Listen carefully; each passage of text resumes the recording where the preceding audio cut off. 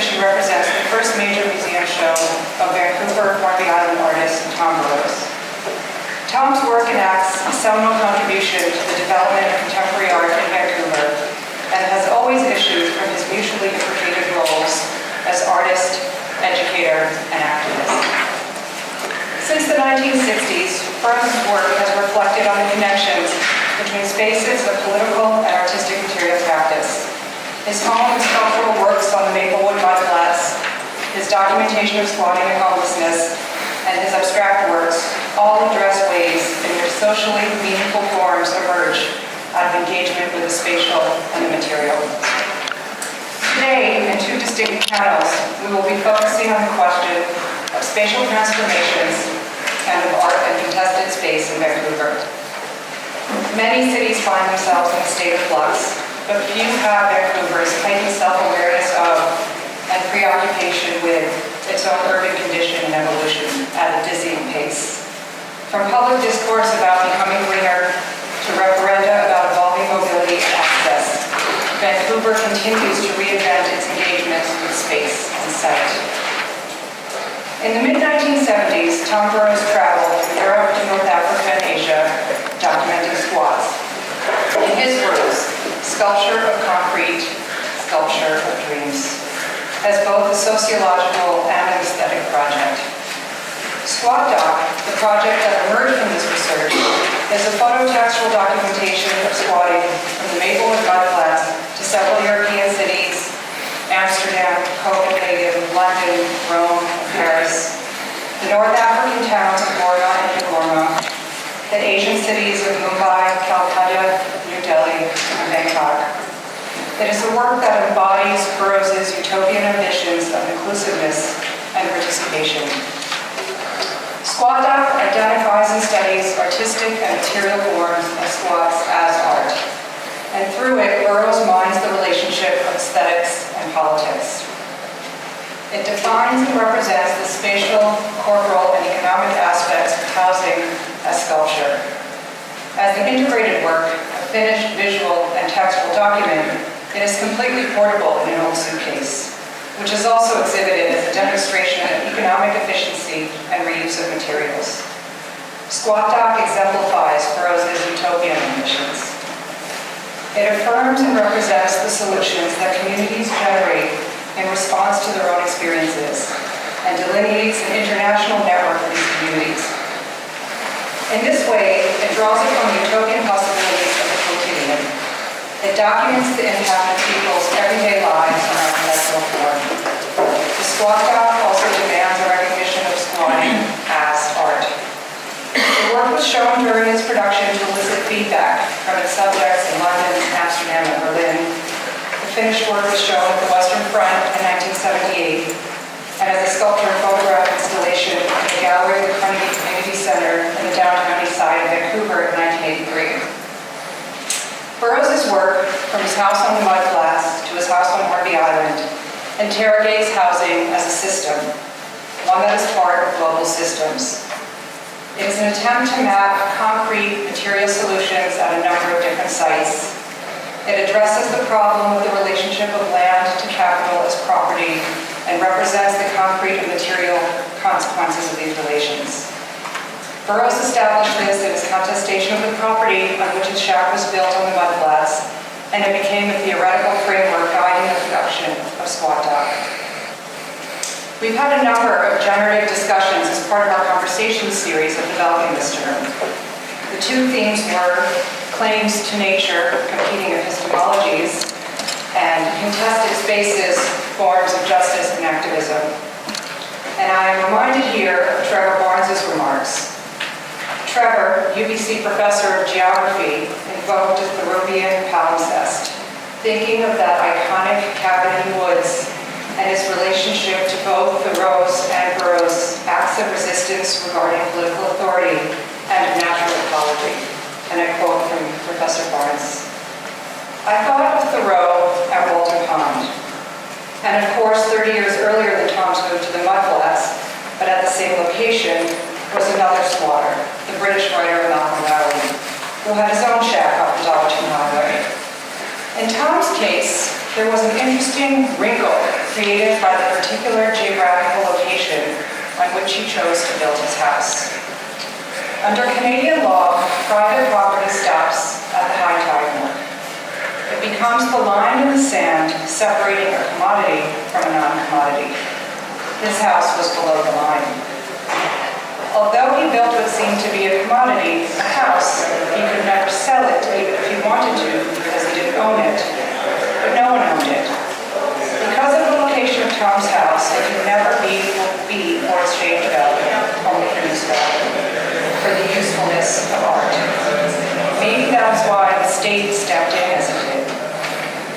The art he made seems to me to reflect something about the geography of his specific location. This is Trevor Stowe. One of the reasons I presume he was on the Maplewood Mudflats was because, like Thoreau and Walter Pond, he wished in some form to dwell in nature, to abide in it, to realize an environmental sensibility, for nature to do him good and make him good. Specifically, the peculiarities of the place he chose to dwell, the intertidal character of the mudflats becomes an essential part of the art. Place makes a difference, even to formalist art. There is an irreducibility to geography. And that's the end of Trevor's quote. This liminal intertidal zone is critical to understanding Tom's work generally. Andrea Anderson indexes the no man's land location of the mudflat shack, saying of the work that it overrides the boundaries between politics and art and the social and aesthetic. There is a narrative arc to Tom's work, a genealogy, if you will. He takes what he learned on the mudflats to bear on his house on Hornby Island, and he linked these projects to his work in Squat Duck. I hope that today we can tease out and trouble, unravel and unsettle ways we think about squatting and homelessness, what this has to do with aesthetics and politics, Burrows' precedents, and the ways in which we live. Thank you very much for coming today, and I'll now turn the mic over to Chris Godet, who's going to moderate this panel. Welcome.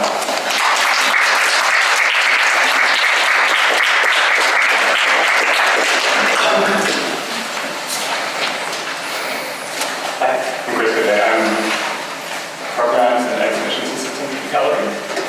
I'm excited to introduce this first panel of the afternoon, which features papers by Dr. Alison Hirsh and Professor Lorna.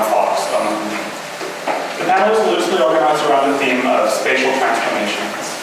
I understand this theme is opening up a series of questions and of spaces for potential encounter between their very different but related some work.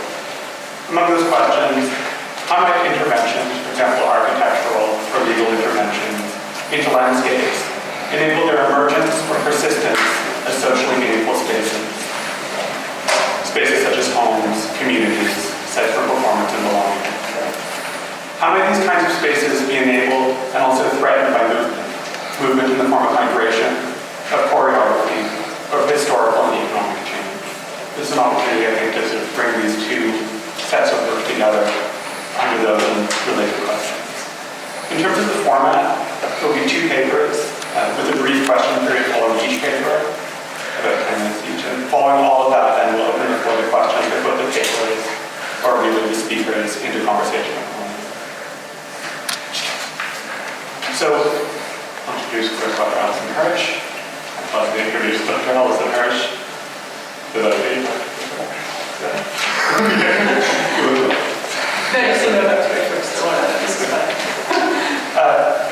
Dr. Hirsh is, I think, an ideal speaker for a symposium whose humps are integrated academic disciplines and practices. She is a landscape theorist and designer, as well as an urban historian. She is both an assistant professor at the USC School of Architecture and a partner at Foreground Design Agency, which is, a transdisciplinary practice operating between the fields of architecture, landscape architecture, urbanism, and the visual arts. Her publications have appeared or are forthcoming in Landscape Journal, the Journal of Architectural Education, and Wild Project, a journal of environmental studies, among many other things. She is the author of City Choreographer, Lawrence Halpern in Urban Renewal America, University of Minnesota Press 2014, which details, among other things, the collaborative and transdisciplinary experimentation of the well-known landscape architect Lawrence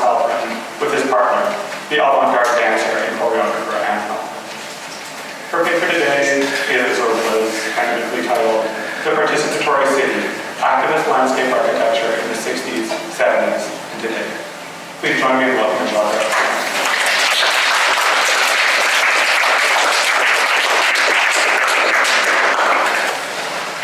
Well, thank you for having me. Thank you, Shelly, for sending this agenda up here. So, my talk is still titled The Participatory City Active Landscape Architecture in the 60s, 70s, and today.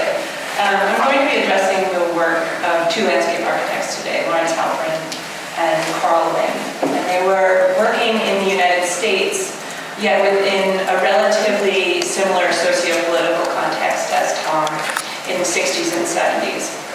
So by considering the spatial, material, and social contributions of those two designers, there are some interesting tensions and questions that arise between their work and Tom's.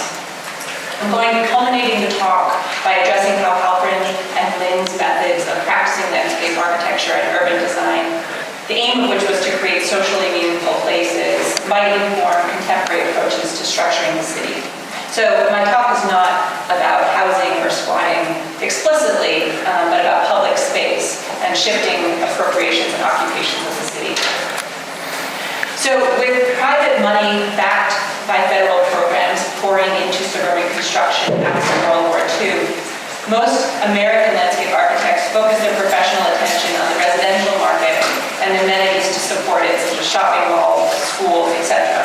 By the early 1960s, however, at the peak of what was deemed a period of urban crisis and urban renewal in the United States, landscape architects Lawrence Halprin and Carl Lynn dedicated themselves to the country's densely settled metropolitan areas.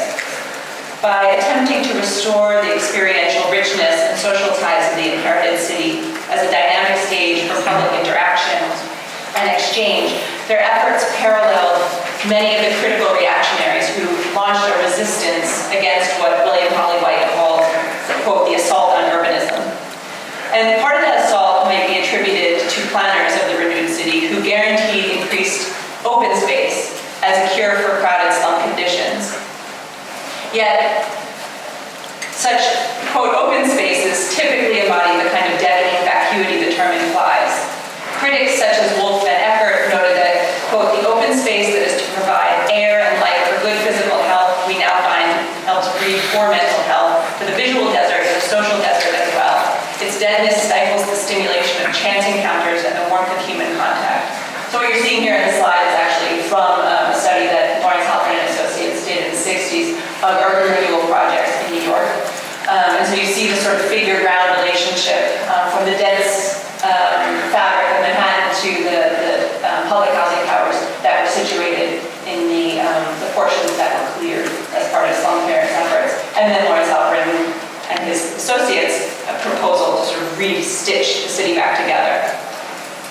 So I'll briefly present the urban scene that incited the reactionary efforts of Lynn and Halprin, and then demonstrate how they launched these efforts through participatory methodologies that emerged from their unique professional training. That training prepared them to refocus the emphasis away from the sterilizing neutrality of open space and towards the reinstatement of public space as a stage for encounter and exchange. So by the 1950s, massive slum clearance campaigns were underway in the United States, made particularly possible through Title I of the American Housing Act of 1949. So in the name of urban renewal, vast swaths of cities were raised, and in their place, new unfamiliar landscapes have rapidly appeared, altering the skyline and the way people occupied and inhabited urban space. As I mentioned earlier, it's really important to stress that it's architects and planners that were largely responsible for the design of redeveloped portions of the city impacted by urban renewal policies. Landscape architects were occasionally brought in to, quote, soften the architectonic austerity of new developments. An example of that might be Albert Caldwell's contribution to Lafayette Park in Detroit by Mies van der Rohe and Ludwig Hilbersteiner in the late 1950s. Yet while cities hired landscape architects to design downtown pedestrian malls and plazas, with few exceptions, they were not involved in the residential fabric. And that's what makes the contribution of Lynn and Halprin so unique. Another landscape architect that might fall into this category is also Paul Krieger, which is someone you might be familiar with. So Halprin and Lynn shared many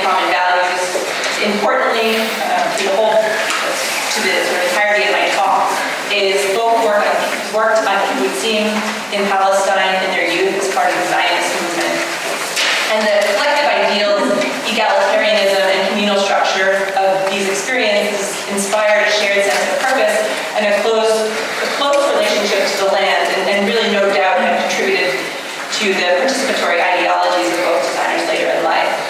In addition to differing degrees, their work ran both in parallel and response to the 60s countercultural interest in subverting the alienating order of a strongly top-down approach to urban development policy.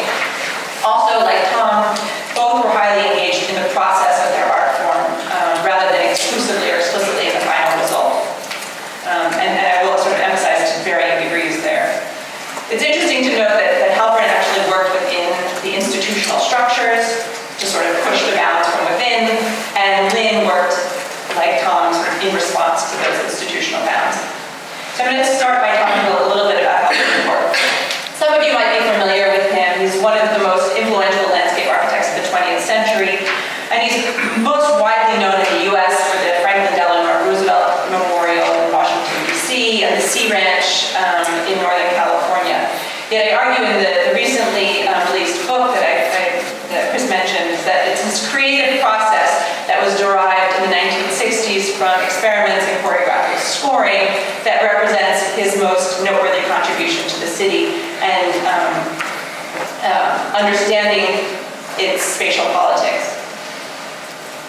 So Halpern's nearly 65-year career, he actually died in 2009, reflects the story of post-war American urban development, from his residential work in the booming Pacific Coast suburbs to his designs for regional shopping malls as substitutes for downtown public life, to his counter attempts to restore the social life of the city after disorienting change, which was primarily caused by those federal policies I mentioned, in particular the Housing Act of 49, as well as the Highway Act of 1956. So those urban policies contributed to this growing sense of alienation caused by the quote-unquote technocracy. Paralleling and responding to a broader public demand for social and political participation in the 60s, Halpern formulated a creative process he called the RSVP cycles to stimulate a participatory environmental experience. And I'll describe that in a minute. But he didn't work alone. His success depended on collaboration, and particularly the artistic symbiosis that existed between him and his wife, the dancer and choreographer, Anna Halpern. During the 1960s, a progressive liberation of the spectator from observer to active participant occurred in the visual and performing arts, which were reciprocally informed by participatory forms of social protest and performance, marches, sit-ins, riots, etc. Anna, with her San Francisco Dancers Workshop, was directly involved in these developments, and their experiments soon infiltrated her husband's work. Like Alan Capro's happenings emerging from teachings of the experimental musician John Cage in New York, Anna's work focused on interactive events in which environmental situations and loose action guidelines were proposed or scored, but the ultimate performance was left open-ended, and it typically involved the audience. So from these new art forms, the open score became the major tool for stimulating action and involving the public. And Larry Halpern applied these theories to his work by, one, designing public spaces as scores intended to stimulate open-ended kinesthetic response, and two, by adopting the temporal situational guidelines of happenings to structure public participation workshops, which he called the take-part process. So in the 1960s, at the sort of climax of the couple's collaborative experimentation, Larry and Anna structured the RSVP cycles, which is a creative approach meant to guide the development of both Lawrence Halpern's formal designs and his workshop process. And as you can see, RSVP stands for Resources, Scores, Value, Action, and Performance, and each is described here on the right. Though they correspond conveniently to the French acronyms, which invites response or feedback, those four components are meant to occur in any order and in a cyclical and ongoing fashion rather than a linear one. So the theoretical intention of the process was the emergence of a creative outcome rather than the imposition of a predetermined solution.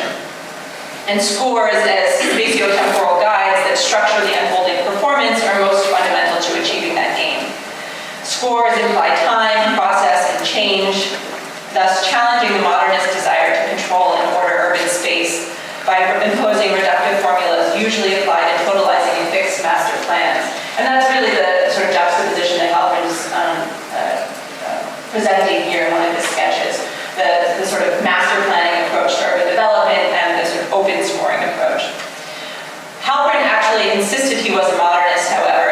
really rightly so, since his artistic foundation was formed by the pedagogy of the Bauhaus, brought to Harvard where he got his design degree. And the Bauhaus pedagogy was based on addressing immediate social needs and a culture of collaboration. So Halpern thus considered scores a reassertion of modernist ideals after they had devolved. In addition, his exposure to the European artistic avant-garde and earlier life experience living on a kibbutz immersed in socialist ideals fueled Larry Halpern's lifetime quest for collective creativity and consensus. His commitment to unearthing fundamental human commonality builds on that modernist legacy. So Halpern, who himself actually underwent Jungian psychology or psychoanalysis, consistently cited Jung's theories of the collective unconscious. So he thus believed in the idea of a universal man bound together by archetypal needs. So while the artistic avant-garde shifted its focus in the late 1960s from this idea of aesthetic universalism to endless pluralities of human and cultural experiences reacting to marginalized groups asserting their position in society,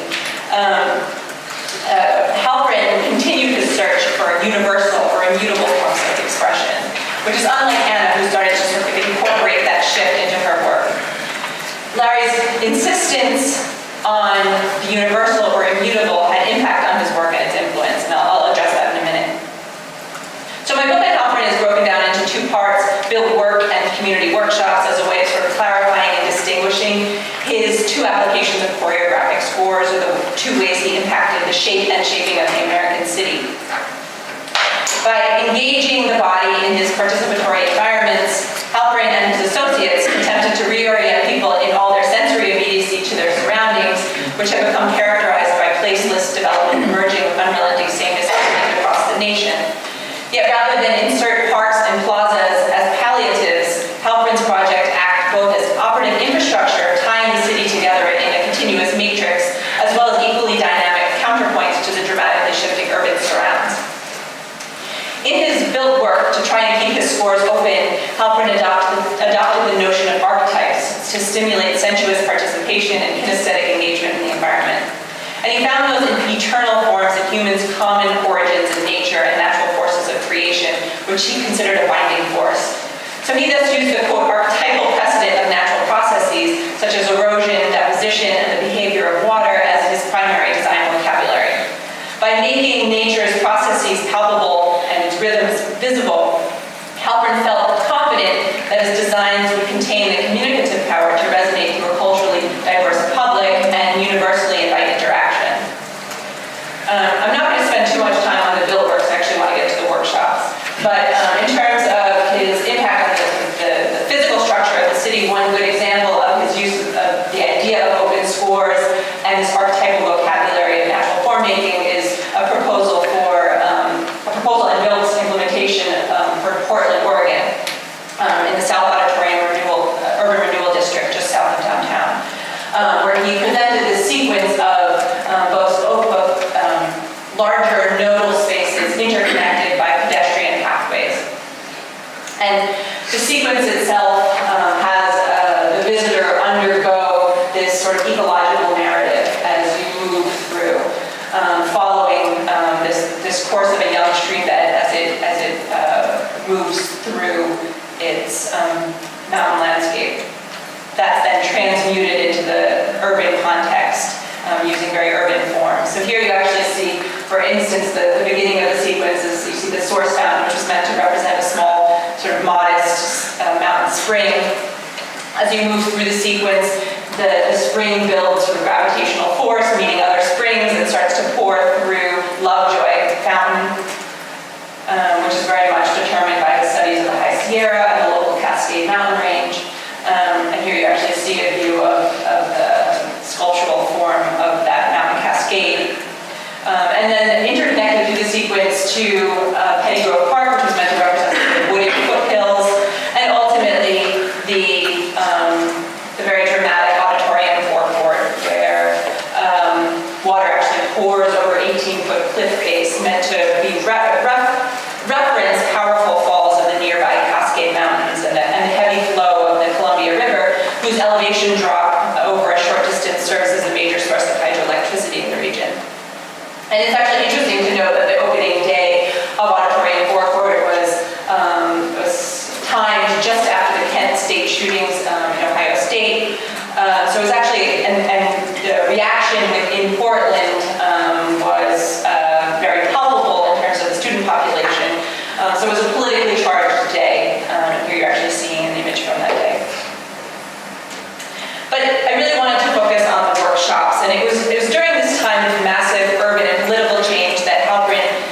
his firm witnessed public attempts at thwarting redevelopment projects, including projects that Lawrence Halpern and Associates were hired to work on.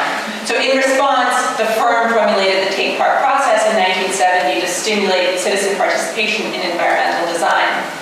And Halpern actually sought federal support to institutionalize taking part, and its development dissimilarly emerged from 1960s anti-establishment culture, and it was significantly impacted by Anna's work in avant-garde dance and choreography.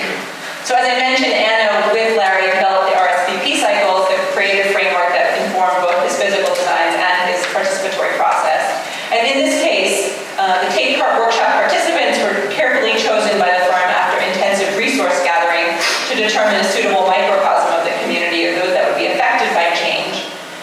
Halpern would score these workshops by creating guidelines for a set of cumulative experiences, emphasizing environmental awareness to optimize the creative energy of the group working together.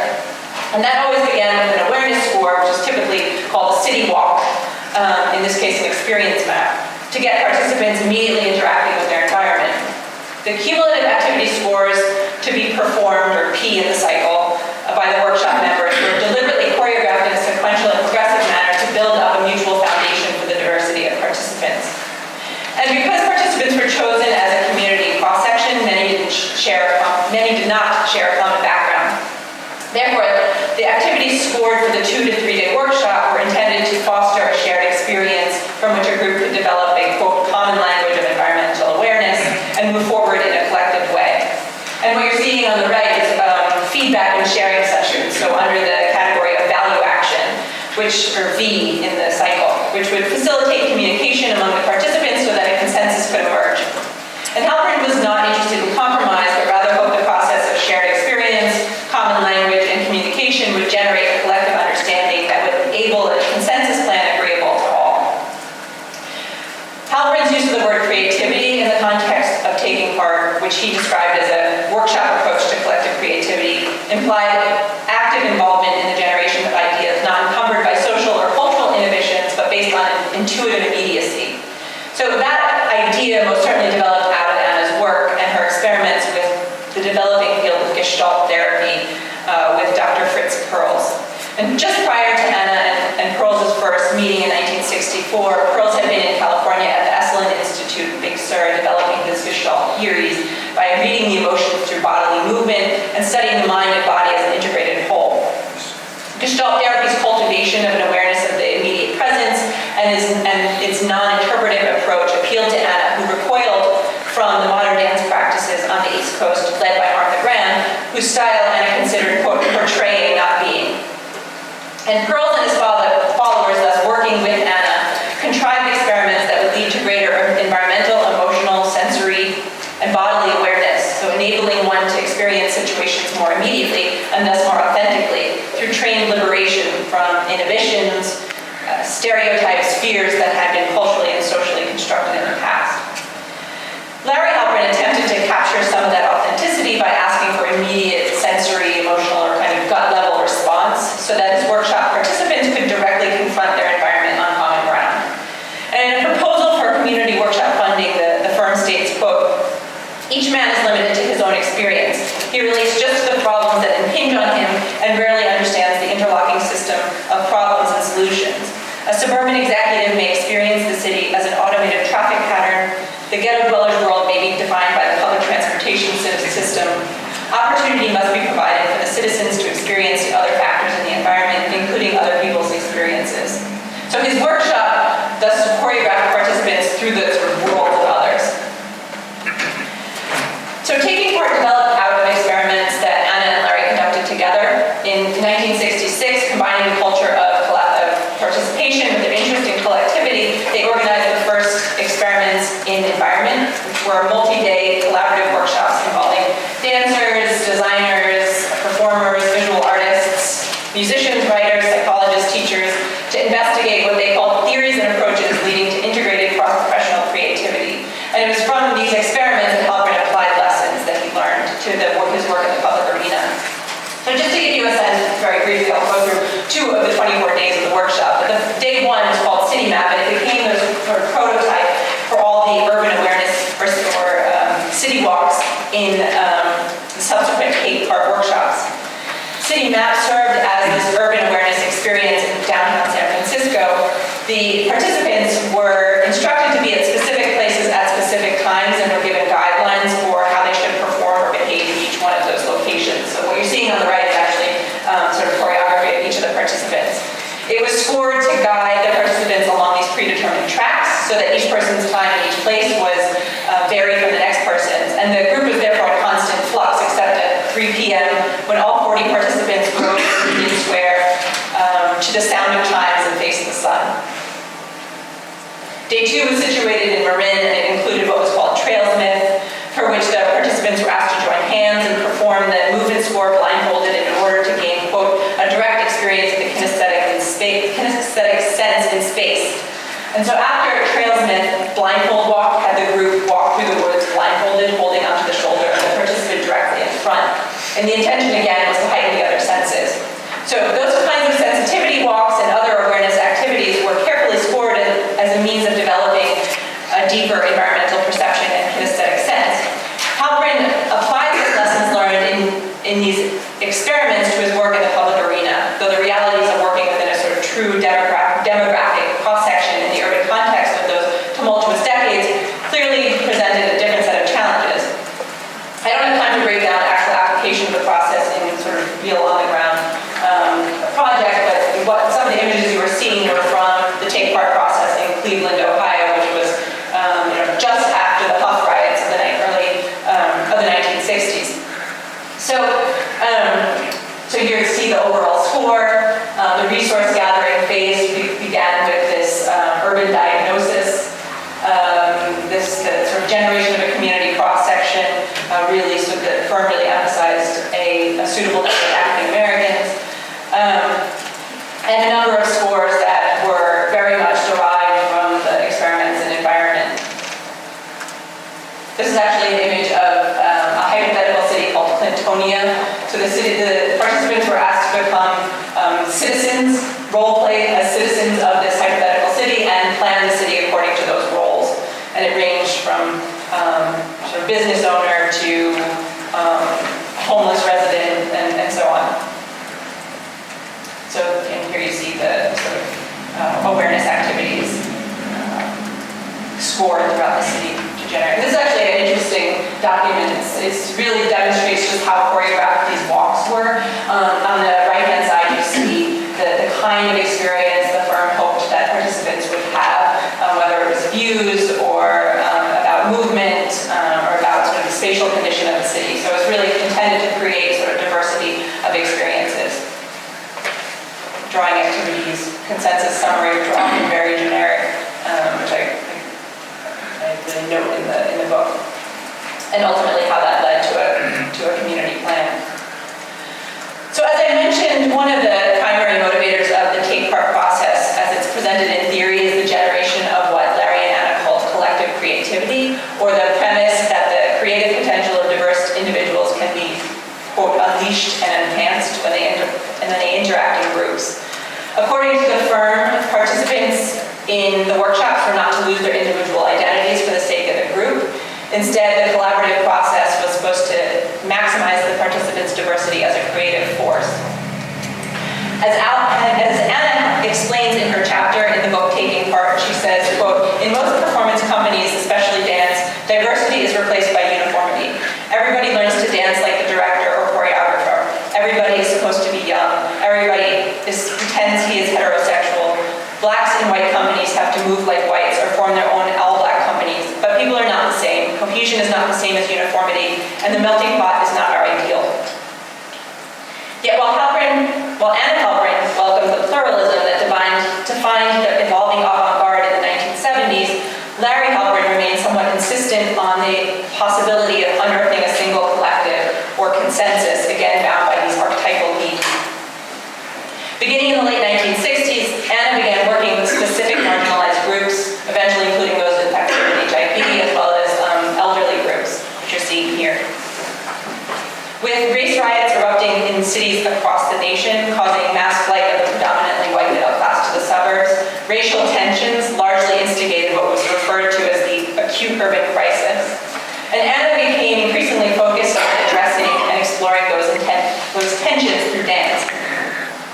In 1968, she collaborated with theater artist James Woods and the Studio Watts School of Arts, and that was situated in the Watts neighborhood of Los Angeles, made famous or infamous by the Watts riots. The idea of this collaboration was to produce a workshop and performance called Ceremony of Us.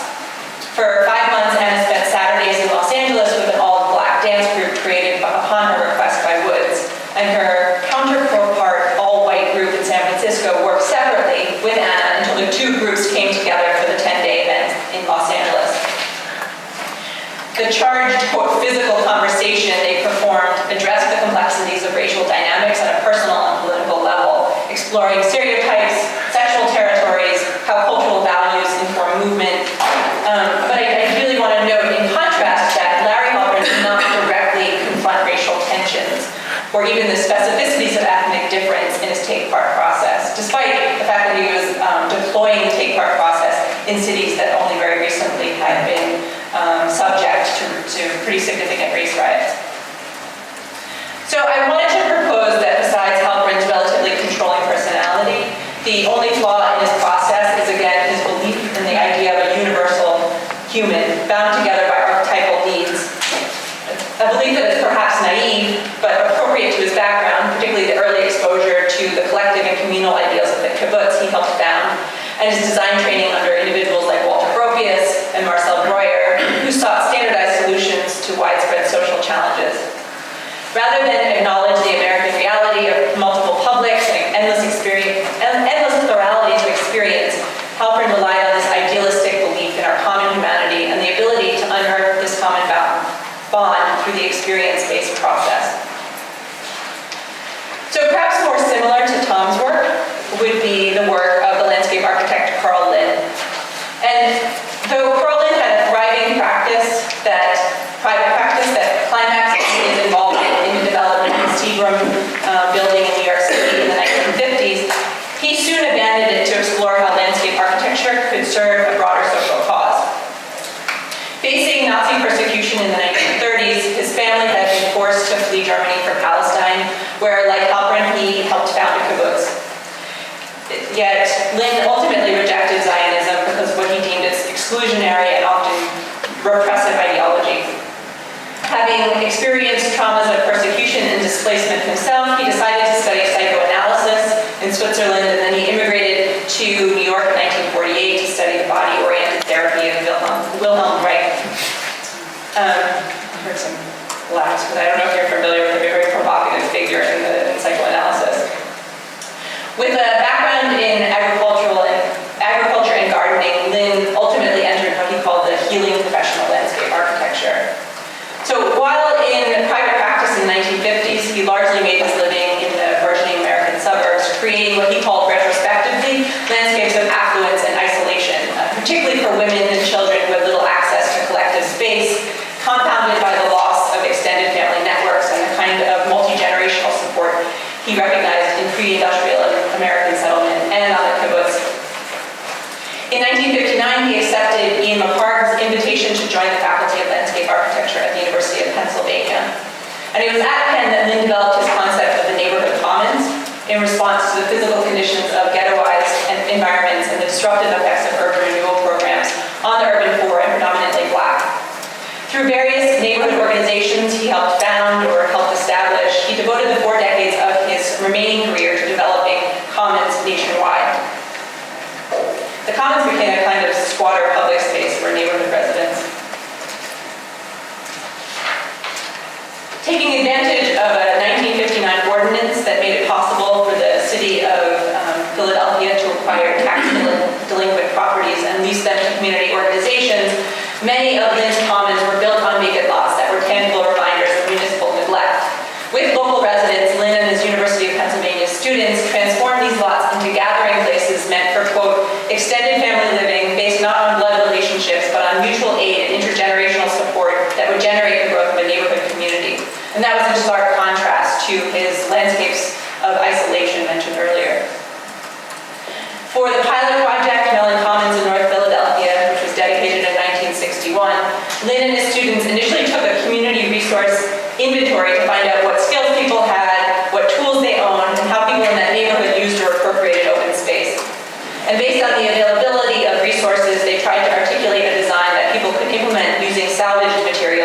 from sweeping urban renewal demolition in these areas. So Lynn used such tactics of neighborhood renewal to remediate the damaging social effects of urban renewal clearance and displacements in long neglected areas of declining American cities.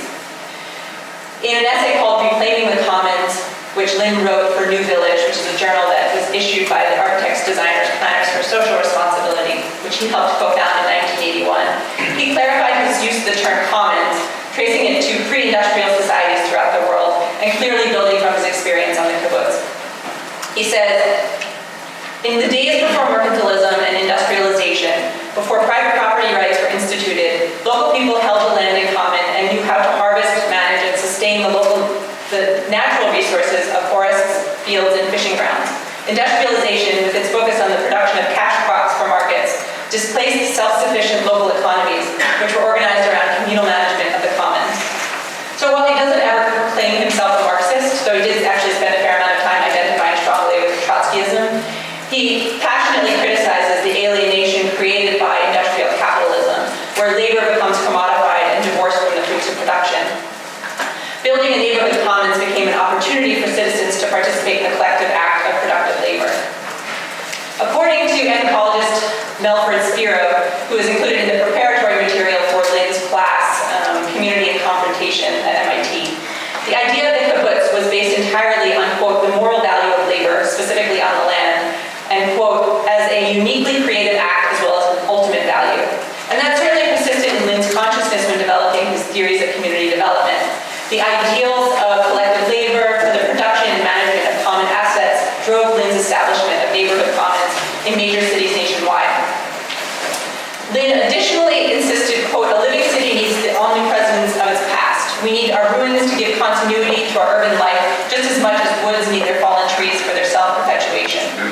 So for Lynn, salvaged materials satisfied the psychological need for what he called rootedness. And about that he states, in human habitat, the incremental historical deposits of a place imbue the physical environment with a feeling of timelessness. Residues of former buildings, trees, and landscape features create an air of familiarity. Historic building materials bearing the imprint of use and weather confer a sense of relatedness, which is often sorely lacking in new constructions. This approach is in sharp contrast to the prevailing penchant for brand new construction of virginal structures on landscapes that have been scraped clean. So I included that passage because of Tom's emphasis so much on material processes. Lynn even goes so far as to say, quote, in these old parts of the city, new materials would constitute an affront to the existing crumbling structures. While the use of everyday or familiar materials, those included brick walls from facades, marble, amphitheater steps from stoops, terraces from sidewalk flagstones, wood benches from house frames, play equipment from telephone poles and cable reels, and so on. While those provided both economic and ecological benefits and attempted to alleviate a sense of estrangement inherent to the modernizing city, Lynn soon recognized his organizations were imposing their own aesthetic values on communities that felt burdened by access to only the old and the used. Just as he adapted to that realization, Lynn remained self-critical, consistently refining his working method to make the most positive and far-reaching social impact. Lynn's comments were originally intended for those who were, quote, territorially bound. Those included mothers, children, and the elderly. So by extending the domestic realm into the visible stage of the city, the spaces were to provide community anchors that were active around the clock. Yet Lynn reflects on that exclusionary neglect of Black males as perpetuating their increasing isolation. He criticizes Mellon Commons as a missed opportunity to become a true neighborhood forum or a space for wider exchange of public statement, exclaiming in 1970, 10 years later, quote, today's soapboxes have become at least as important as sandboxes. So that statement is actually appropriate for the political evolution of the decade. He also recognized the growth of the Black Power movement and the increasing irrelevance of the white volunteer coming in as outsiders to improve slum conditions. So he started simply setting up infrastructures, design centers, nonprofits to enable or facilitate what he called self-help initiatives.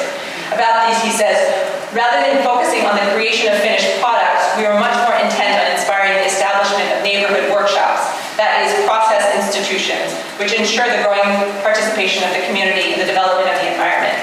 So that emphasis on process indicates that, to Lynn, the ritual of building commons was less about the physical outcome than the collective act of communal effort. The transformative process of creating neighborhood commons became Lynn's primary technique for community development. By integrating neighbors in the creative process, people are forced to negotiate and confront difference rather than remain isolated from one another. Just as sociologist Richard Sennett claims in The Fall of Public Man, quote, "People grow only by processes of encountering the unknown." I just slipped this in last minute because I saw a reference to the South Bronx in the exhibition. This is a quick example for People's Convention in the South Bronx, an area that also affected Tom. Lynn volunteered to design and oversee the development of a sort of spontaneous campsite and meeting ground for a coalition of environmental peace and social justice organizations who were, quote, "disillusioned by the broken promises of the Democratic Party" to take place while the DNC was to meet in New York City in 1980. So the group transformed the site, a vast expanse of debris-filled lots, into a mass meeting grounds, or temporary commons, this time providing sort of proper soapboxes. And Lynn's working method can be mined today, particularly for understanding the strength and ties created through ritual action and collective labor or effort. Lynn believed temporary staging of choreographed means of participation and collective engagement could evolve into a more permanent physical framework if these new rituals proved resilient. Of course, designers rarely have time to wait and see how incremental change is absorbed and adapted by the citizens it affects. Yet this idea of staging events to generate stewards and trans-demographic dialogue most certainly becomes a productive design tool, not only ensuring less obstacles to implementation and long-term management of the places we propose, but provoking wider dialogue about the physical environment and its value in meaning in urban life. So in sum, though many may argue that the built work of these designers is dated, hence the disappearance of Lynn's Commons and many of Halpern's parks and plazas, there is much to be learned from the contributions of each of these individuals and their ability to translate social consciousness into design action and build work. Rather than passive palliatives to remediate the degraded social conditions, they reclaimed open space and transformed it into places for engagement and exchange as public space. Today, the landscape architecture profession has turned its attention more comprehensively to the urban environment, yet vast areas of American cities continue to suffer from widespread disinvestment, as well as eminent domain seizure and wholesale clearance, often for land banking and hopeful anticipation of future investment. Landscape architects have contributed to conversations on shrinking cities, have staged commendable initiatives for community-based food production. However, much can be done to tangibly address the silence histories of place and conflicting claims to space and resources to promote a healthy, discursive public realm, particularly at a time when citizens, again, have begun to reclaim the city as a stage for protest and social performance. Thanks.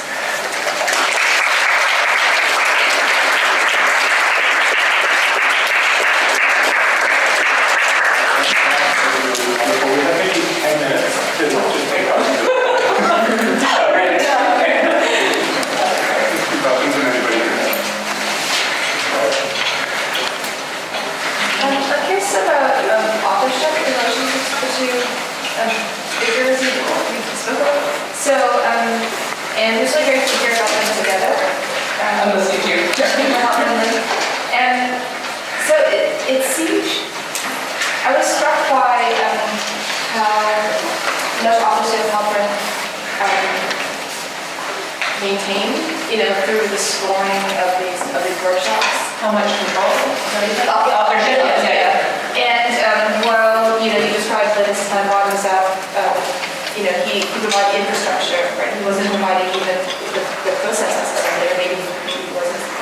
I'm wondering if you've written about that, or I have. I've written at length about Halpern's hesitation to sort of let go of control, which makes his work so interesting because he's so earnestly wants to create these catalysts for other people to be creative, but throughout his career, you always sense this tension of him wanting to actually be the author, and it's made clear by the sort of assertiveness of the spaces that he creates.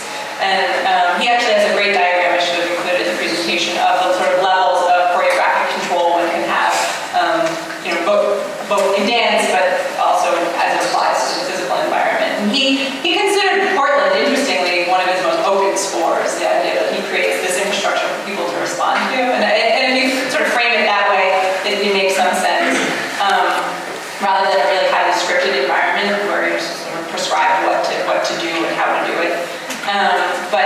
the idea of authorship couldn't sort of represent more of a contrast to Lynn, even though they were actually very much in dialogue and had a lot of the same sort of ideologies. But Lynn was much more able to release control, and he was actually sort of an unassuming guy who never talked really about authorship, so really always about sort of enabling other people's contributions. So, so you clearly picked up on a theme that's consistent. So while they're both interested in process, one's much more authored than the other, just sort of guided or facilitated, I guess. You said almost at the end that there is something happening that takes the domestic realm into the public, and I was just wondering if you could say a little more about that. Yeah, so that was in reference to Lynn's early neighborhood commons. So his focus originally in the early 1960s was to provide public or outdoor, I'll just say, arenas for women and children to occupy parts of the city collectively. I mean, he was really, really influenced by the multi-generational support of the kibbutz and the idea that sort of family isn't necessarily dictated by blood relationships, but by a sense of collectivity with the community. And so providing a sort of stage for that opportunity where women and children could be part of a larger collective. And so sort of extending their realm outside of the sort of domestic confines and into the city to become some sort of visible part of the city was important to him. But it was actually to that he really started to react, that he sort of had excluded this whole other narrative of the sort of male, black male presence within both domestic relationships, but also within the sort of political staging of the city. So he shifted attitude about these spaces. They became less about sort of play structures for kids and more about providing platforms for political statement. I wanted to thank you for that wonderful overview, and just to make a couple comments about the influence of Halpern and Lynn in Vancouver. Really great, thank you. Halpern was quite influential here with landscape architecture, but more towards the end of the 70s. And the first major piece of urban landscape architecture, and there was a bit of a dialogue in the early 70s in Vancouver, was the courthouse. Now, the Vancouver courthouse and the Vancouver Art Gallery, now, that was the first prize in British Columbia. That was the first work in British Columbia that an award, international award for landscape architecture. The big difference was, even though there was a dialogue between the landscape architect, Cornelia Overlander, and the architect, Arthur Eric, was there was much more top-down government, federal government involvement. So in order to get the money together in Canada, even in the early 70s, there were actually had to be political, federal cabinet level decisions. And these were all people at the time who were well connected to the Liberal Party of Canada, which was just one party now, but was much more hegemony. So there were a lot of concern for Halpern's ideas, but very little of the studies that Lawrence and Anna pioneered. There was a tremendous difference in what happened in Vancouver in Tom's squatting period and afterwards compared to what was going on, where there was at least an attempt in California to involve these different communities and to study what they were doing and to develop a design process that emerged from that. Now, Lynn was never as influential directly here, but by the 80s, there was a reaction to that kind of top-down design. And the first kind of example of a Lynn-like public space process was for a crab park. Crab did not mean the animal crab, invertebrate, but it was like create a real and beautiful park. And that, of course, is a great piece of heritage. Yeah, I'm going to correct me on what it is. And does it still exist? I mean, see? Yeah, so I'll just leave it at that. Those are the two tensions going on here. Thank you. I was hoping someone would be able to contextualize it to the local context.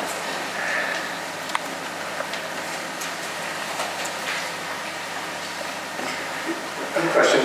Do you see a kind of continuity or a legacy that continues through the California area? I guess I'm assuming you're there from these efforts, these somewhat utopian at the time efforts that have sort of created a more open process in terms of landscape design and public shreds and all that kind of stuff that is obviously sort of following from that sort of leadership idea into a more communal kind of. Yeah, I mean, it's interesting. I grew up on the East Coast, and I'm now situated at USC in LA. But there is, I mean, there's a real legacy that's, initiated by Lynn and Halperin and others. I mean, they're not alone, but really continued through the works of Randy Hester, who was at Cal Berkeley, amongst a number of other landscape architects. But yeah, it's sort of the ethos of practice of landscape architecture in California. Although then you see these large sort of public projects like the Presidio right now, and they've just commissioned James Cornerfield Operations, which is a firm I used to work for actually, but totally different sensibility to public process. So I mean, it's I think it's starting to shift. We have time for one more question at this stage.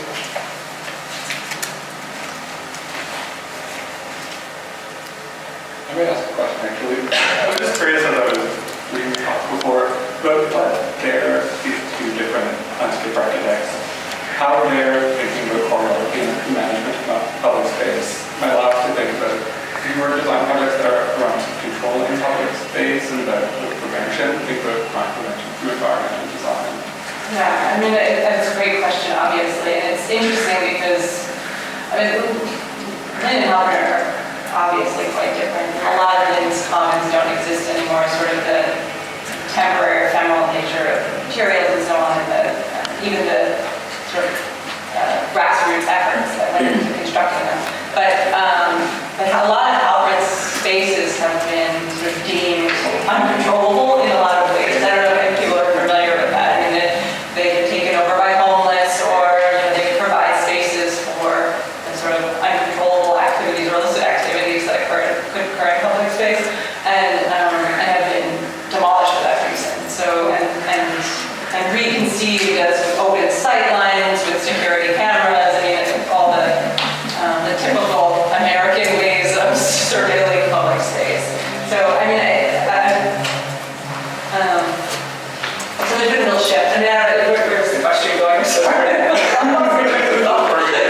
Did you have a question about that? Well, I'm from Portland, so I'm familiar with the circus, but there was the Keller Fountain. Yeah, changed the name of that. Yeah, but in terms of just the spatial history, because I've never seen that photo from it's in such a media now. The It's changed. Plaza. The Portland Plaza, I know. Curious high-rise building is now kind of the focal point. If you're standing. That went up in the 90s and it was really controversial, and they consulted with Halperin on that because it casts a major shadow on the space. Right, yeah, in terms of light, I was just thinking of light, and then also the West Hills behind it, in terms of its relationship to the surrounding landscape. But then also a major issue is the kind of joke is that it's inappropriate. It's where a lot of homeless and street people spend a lot of their time, and are notorious for taking baths. Yeah. I mean, it's a common story about still the use of landscape in general, and also I mean, it's actually impacted landscape architecture in general. Is this reaction to works like Halperin's that now we have to sort of design safely and openly and defensively. And at the time, he and others were making sort of really assertive physical statements in the city, which we don't really see anymore. Yeah, I was gonna say, I'm sure, I don't know much about it, but use of urban policy and how that's changed. Yeah. Thank you so much. Nice to meet you.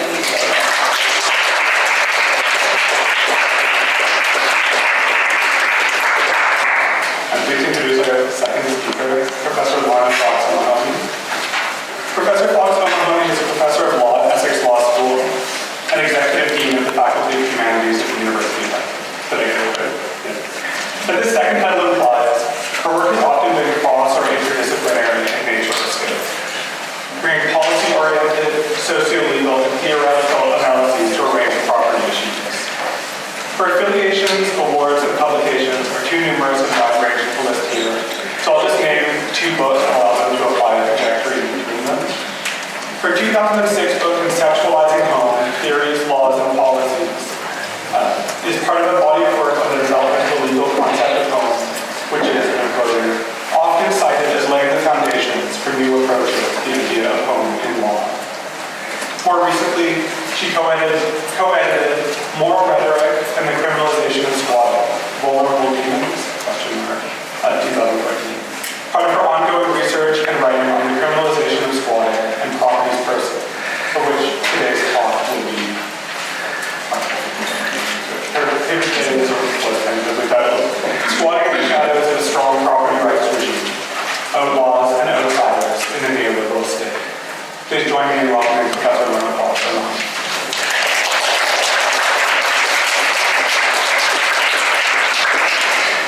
Hi, that's the first job. Nobody would break anything. Because I'm just going to talk. So, firstly, thank you very much. Thank you to the Belkin Gallery. Thank you to Tom Burrows for giving us the occasion of this symposium, and to Shelly for inviting me and for hosting me.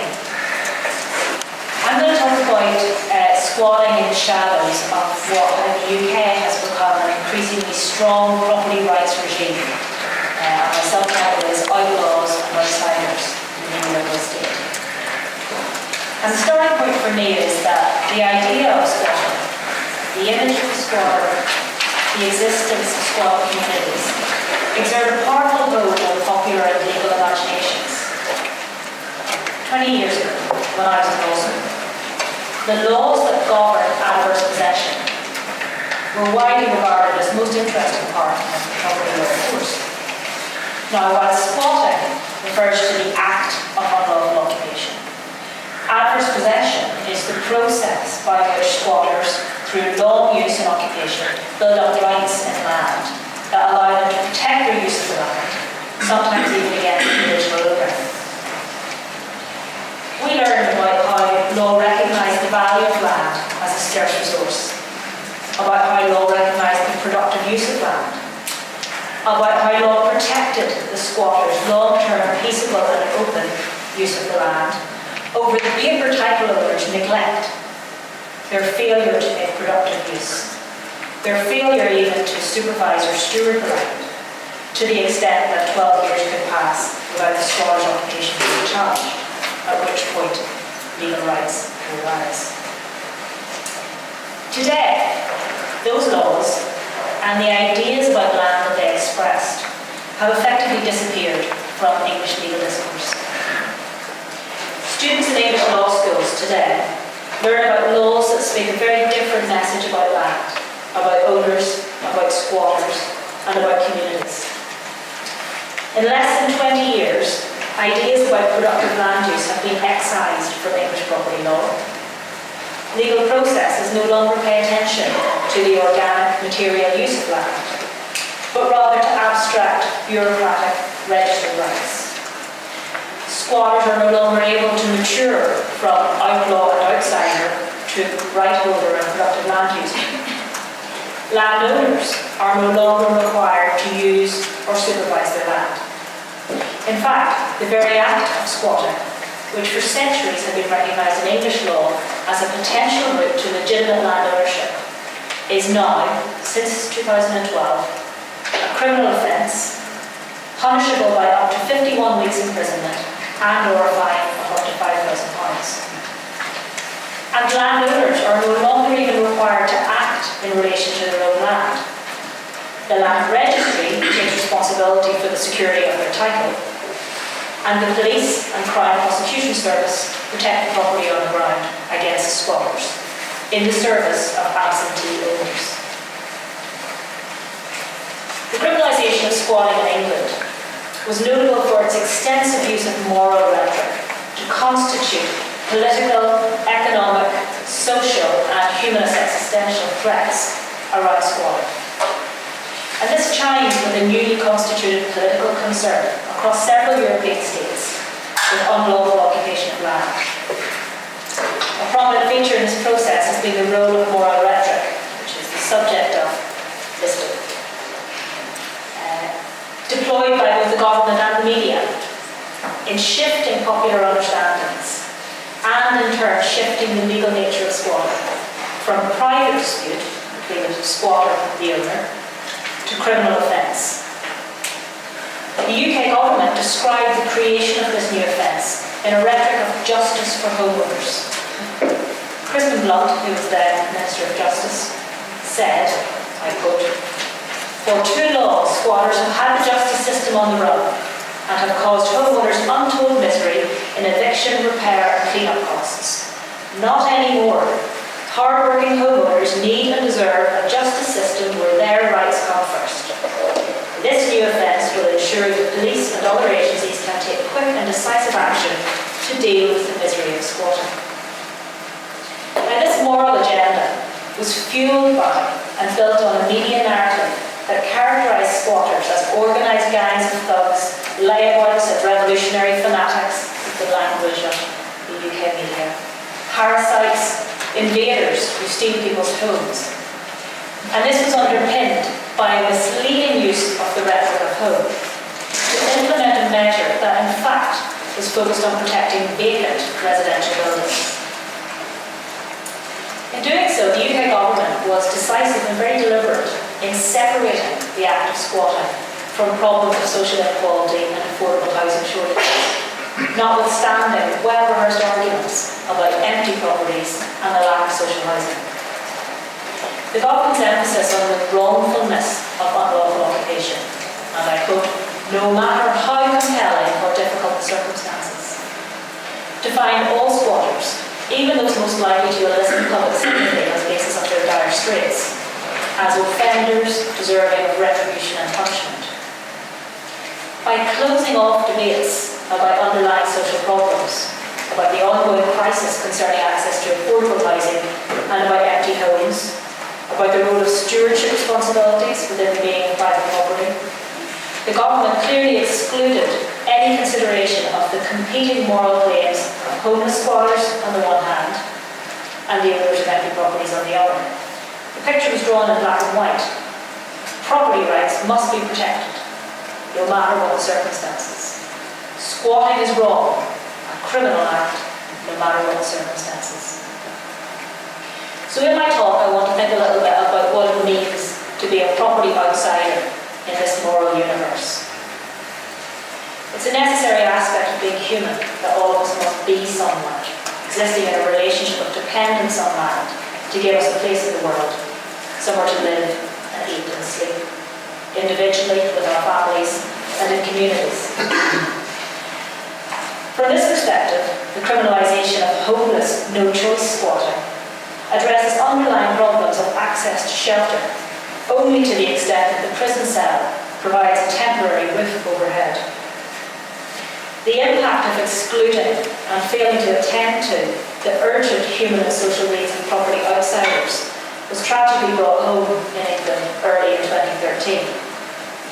Daniel Baltott, 35-year-old homeless father of two, was evicted from an empty, derelict house in Kent and charged with the new criminal offence. He was found frozen to death outside the property a few days later. This afternoon I'm going to explore three key questions. The first is about how English legal culture shifted from articulating the virtues of the squatter's productive land use as a legitimate starting point for the accumulation of legal rights and recognition to criminalising squatting in empty residential buildings. Secondly, I want to reflect on what this means for squatters, for owners, for communities, and for the way that law frames talk about people and our relationships with the land. As strong property rights regimes become increasingly prominent across Europe's securitized neoliberal states, they're constructing a community of property insiders, a community which is not open to all comers, but which consciously and deliberately excludes, in fact not only excludes, punishes outsiders. Finally, I want to think about how legal frameworks to outlaw squatting under neoliberal regimes are reshaping ideas of home, community and belonging to exclude property outsiders from socially meaningful relationships with space. So, how did this happen? How did English legal culture shift its position on unlawful occupation so decisively from benign tolerance of what was essentially regarded as a private matter between the squatter and the owner, resolved using the civil law toolkit, to redefining squatting as a crime against the state, requiring public punishment, retribution and censure? As Neil Cobb observed in his chapter in our book, and I quote, "There was nothing in the election manifestos of either of the parties that formed the UK's coalition government in 2010 to indicate that they would seek to strengthen criminal laws against squatting. However, within a year of the indecisive general election that brought the government to power, the phenomenon of squatting had assumed prominence in political discourse as a serious social problem in need of a new legal response. And the measure, which came out of nowhere, was introduced as an amendment to the Legal Aid Sentencing and Punishment of Offenders Bill, which by then was already making its way through Parliament. This new political appetite for criminalisation was relentlessly pursued in the face of trenchant opposition from squatter advocacy organisations, from housing lawyers, from the Law Society of England and Wales, who said it was unnecessary, from the Criminal Bar Association, from homelessness charities, and from over 90% of the respondents to the Ministry of Justice's public consultation, who were opposed to the proposal. The Ministry of Justice announced that they would take a qualitative, not quantitative approach to evaluating this feedback. Although the proposal received significant cross-party support in the House of Commons, several members of the House of Lords were critical of the measure itself, critical of the misleading rhetoric by which it was advanced, and critical of the hurried parliamentary process. The difficulties which the government faced in producing a convincing evidence-based assessment of the financial implications of the measure led right-wing newspaper, The Telegraph, to report that criminalising squatters seemed a bonkers waste of effort for no great result. So how do we understand, then, this relentless political appetite to pursue this measure? Well, Neil Cobb argues that the introduction of Section 144 must be understood primarily as a consequence of the economic crisis that followed the 2008 recession, of its impact on the British housing market, and of the UK coalition government's manipulation of the crisis to embed neoliberal discipline through its austerity agenda.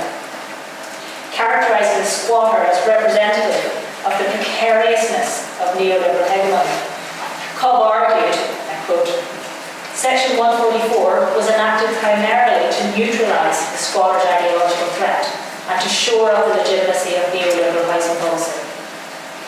Legitimacy was secured through a new moral panic about the squatter, in which specifically neoliberal anxieties about the squatter were successfully deployed by the capitalist state as a threat to the home, especially its asset value, as illegitimate defiance of emerging neoliberal norms of private housing consumption, and as a symptom of a feared wave of foreign labour migration."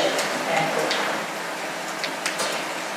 The feared wave of foreign migration is also a key theme in Mary Manjikian's 2013 book, Securitization of Property Squatting in Europe. Manjikian offers an explanation for changing state attitudes towards squatting that reveals the unstated security agenda behind Section 144, and which places the UK's move to criminalise squatting into a broader European context. The book explores 4 European case studies, the UK, Denmark, France and the Netherlands, to weave a fascinating analysis of the emergence of shared international norms against property squatting. The ramping up of political concerns about the threat posed by the often hidden squatter population have coincided with a growing anxiety towards outsiders since 9/11. Manjikian observed that, quote, "To Today's social and political conversation about squalor is no longer merely about real estate.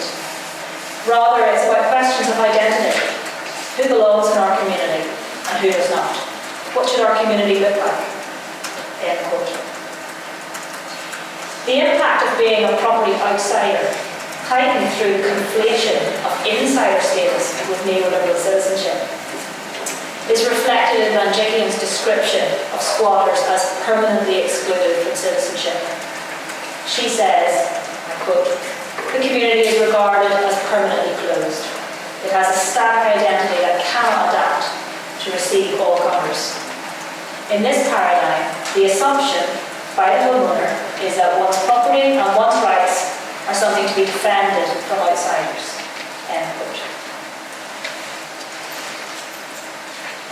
Now, the ascendancy of this theme in official and popular discourse is in sharp contrast to the historical status of the typically rural squatter under English law as a productive land user and a nascent citizen. The idea that through long use of the land one could mature into a citizenship and ownership. From earlier conceptions of squatters as vulnerable homeless people making a housing choice of last resort, or alternative lifestyle squatters, or legitimate protesters. Squatting in Europe in the 21st century has been conflated with a range of threats to the community and to the state, often associated with criminality, drugs, gangs, terrorism. While the hidden, lawless, ungovernable territory of the squat has been cast as an extraordinary threat to the nation state. Manjikian's analysis of the reframing of these official discourses presents the changes through the lens of securitization and demonstrates how the securitization discourse has been deployed to justify right-wing neoliberal governments taking swift, undemocratic, securitized responses to address the threat.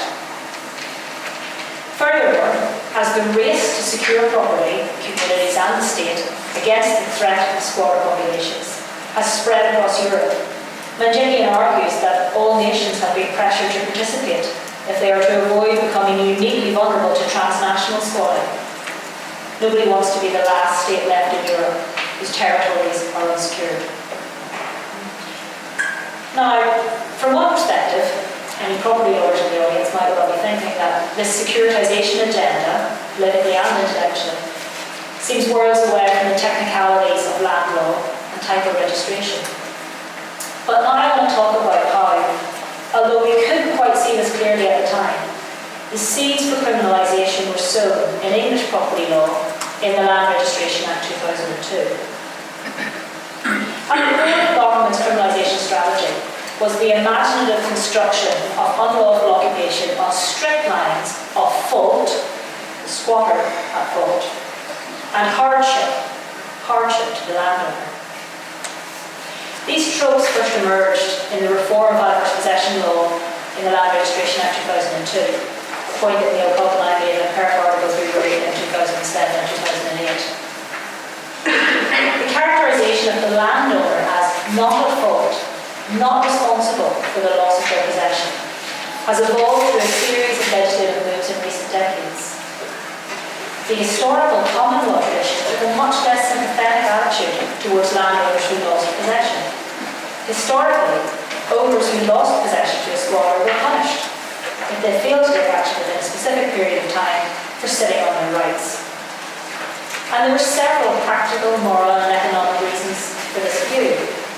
From a practical perspective, in a system of unregistered title, failure to act on your rights within the limitation period created conveyancing problems due to the difficulties of proving stale claims. But the doctrine of adverse possession was also underpinned by moral considerations related to the hardship for a squatter claimant losing land after long use, for example, where they've come to rely on the land, where they've improved the land, and the punishment of the inefficient owner who allowed the land to fall into the hands of a squatter in the first place. These practical and moral claims were overlaid by economic justifications concerned with effective and efficient land use and marketability of the land. But all this changed in 2002, when the Land Registration Act effectively curtailed the law permitting the acquisition of title through adverse possession in relation to most types of squalor, including paradigmatic empty property urban squalor. So, while the traditional principles for the acquisition of title through adverse possession enable the squatter to acquire rights in land automatically after 12 years, following the 2002 Act, the procedure changed so that an urban squatter who wanted to hold on to their land to demonstrate rights in the land is now required to apply to the land registry, and the land registry will serve a notice on the paper title owner, alerting them to the squatter's presence and offering them a right of veto over the conferral of any rights on the squatter. So this procedure gives the landowner an opportunity to recover possession of the property before the squatter's occupation has given rise to any claim on the title of the land. Now at the time, and this may be familiar to any BC property lawyers, these reforms, which were part of the major modernisation of the land registration system, were presented as, and accepted by many people as being, wholly justified in the context of a modern system of title by registration.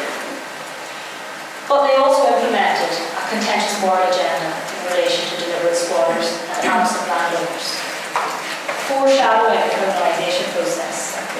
The Law Commission and Land Registry, which jointly led the 2002 initiative, deployed a moral rhetoric that characterised the squatter as the wrongful party in need of law's censure, and the absent owner as vulnerable and in need of law's protection. Through this technique, the law reform agencies closed off any prospect of debate about the social and housing issues associated with urban squatting or the complex matrix of moral issues at stake. So from what perspective? The reform of adverse possession in 2002 can be viewed as a technical move to strengthen the system of title registration, to perfect the register, to secure the state guarantee of title that land registration promises. But at the same time, it put in place a new moral frame through which to view squatting. In this frame, the Law Commission deployed the language of land theft to mark out squatters as outlaws, while sidestepping the question of responsibility for absent landowners towards the land. Landowners were characterised as faultless, even when they failed to act within 12 years or more. Lack of stewardship was accepted as an unavoidable consequence of the difficulties of managing large portfolios of land. And with this, you start to see who the paradigmatic landowner who benefits from this move might be. Now, when I was in law school, there was no such thing as land theft. We learned that you couldn't steal land because you couldn't pick it up and put it in a swag bag. And because it wasn't that difficult to keep track of where your land was. And because a centuries-old political and legal culture had recognised the fault of owners who left their land lying vacant, unused, unstewarded, as well as the hardship and vulnerability of propertylessness, homelessness. So the 2002 Act was therefore an important precursor to Section 144 of criminalisation. Even though its ambit was limited to the technicalities of land registration, it introduced to English law the concepts of squatters as thieves, criminals, and absent landowners as victims. It located fault in the squatter and hardship with the landowner. It was also an important moment in the politics of English property law. Back in 1998, Kate Graham wrote, and I quote, "The connection between land ownership and citizenship is necessarily invisible. Neither may be allowed to become popular political issues, for the prevailing liberal ideology, through the public-private divide, must conceal the links between property and state in order to legitimate the accumulation of capital." Now, from those comments in 1998 to where we are today, the changing moral discourse around squatting from the turn of the century can be seen as part of a larger programme in which this liberal property politics gave way to neoliberalism, in which the privileged protection of property owners, capital holders, property insiders was explicitly embedded in English land law, and in which the property outsider was cast adrift from the law's protection, excluded from the traditional route to property citizenship that had been offered by adverse possession and recast as the villain of the piece.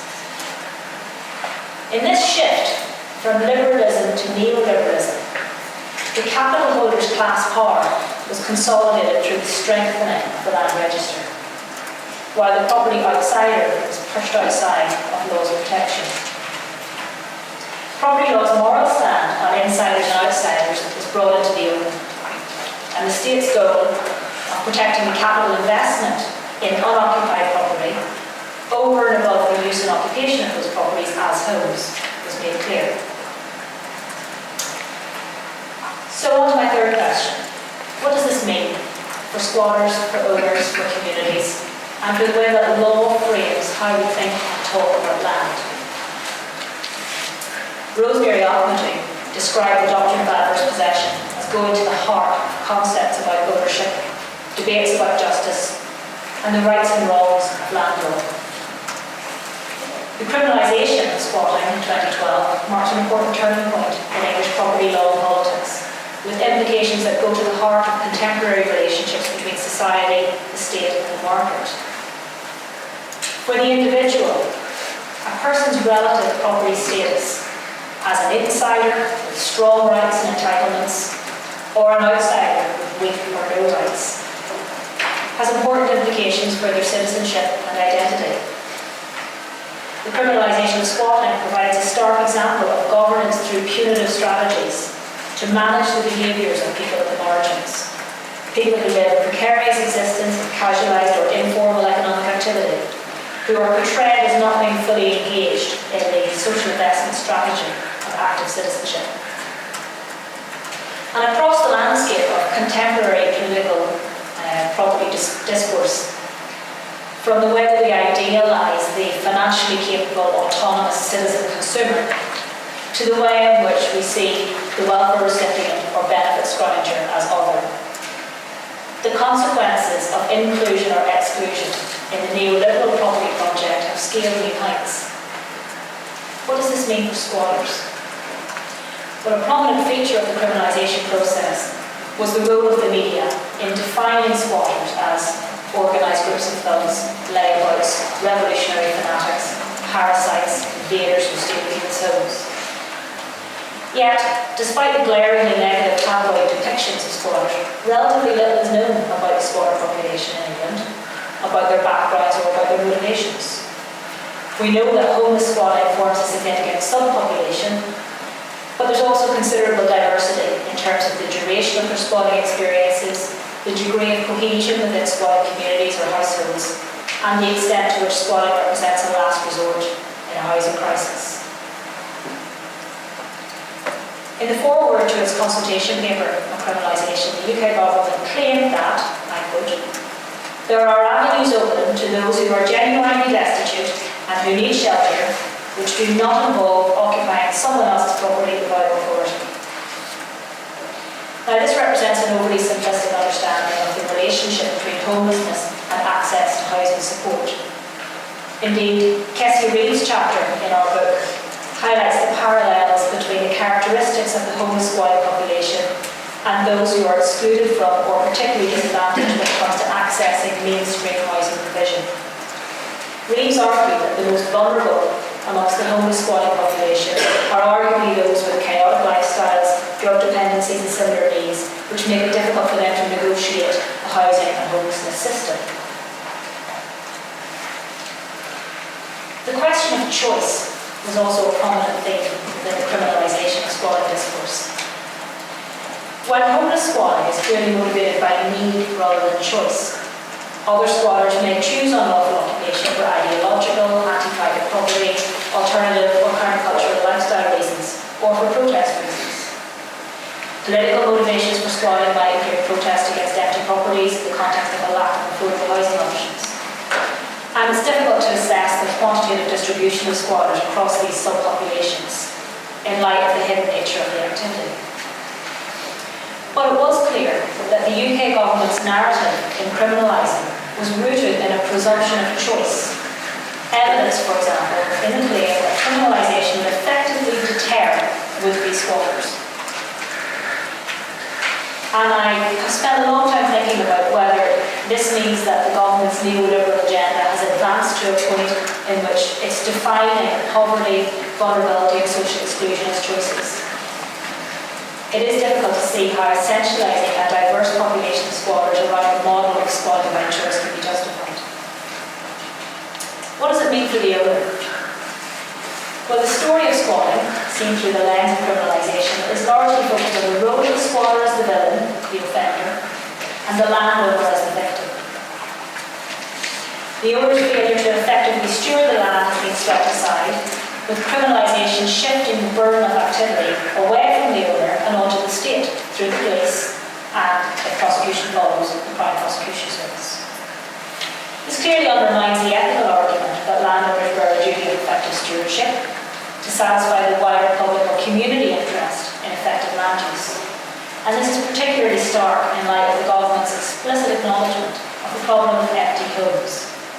Again, in the foreword to the consultation paper on options for dealing with squatting, the government recognised, of course we must also tackle problems affecting the wider housing market and bring more empty homes back into productive use.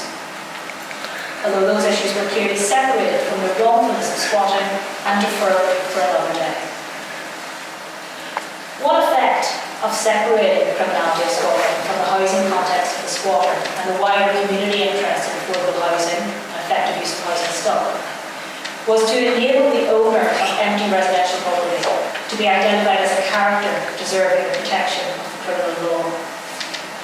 It separated the owner's property rights from questions about the responsibility to make effective use of empty property. And this exclusion of the community interest in the productive use of residential property elevates again the property owner's rights over any social considerations. And as such, it reveals the ultimate reversal of the traditional justification for adverse possession, which was based on the idea that there are some principles of public policy to which private rights must yield. The historical doctrine of adverse possession was also rooted in a rural agricultural conception of ownership, which placed it at odds with contemporary, largely urban squatting. But from a stewardship perspective, the absent owner who leaves urban residential property to stand empty, particularly in a nation experiencing a significant affordable housing stock shortfall, might seem analogous to the bad owner of agricultural land who lets their land lie fallow. Yet the government has displayed a notable lack of censure towards owners who leave property empty, and indeed accepts that holding empty residential property is a legitimate or practical financial strategy. This in turn highlights the government's conception of real property ownership as a proxy for capital investment. Historically, land laws sought to promote the effective deployment of the land as our national resource. But the national resource protected by Section 144 is capital investment in property, not the use of that property. And the new model of ideal citizen owner is not the person who makes productive use of the land, but the capital investor. It was perhaps this feature which led one member of the House of Lords, Lord Belkin, to describe the measure as a valuable state-funded benefit to wealthy tax avoiders.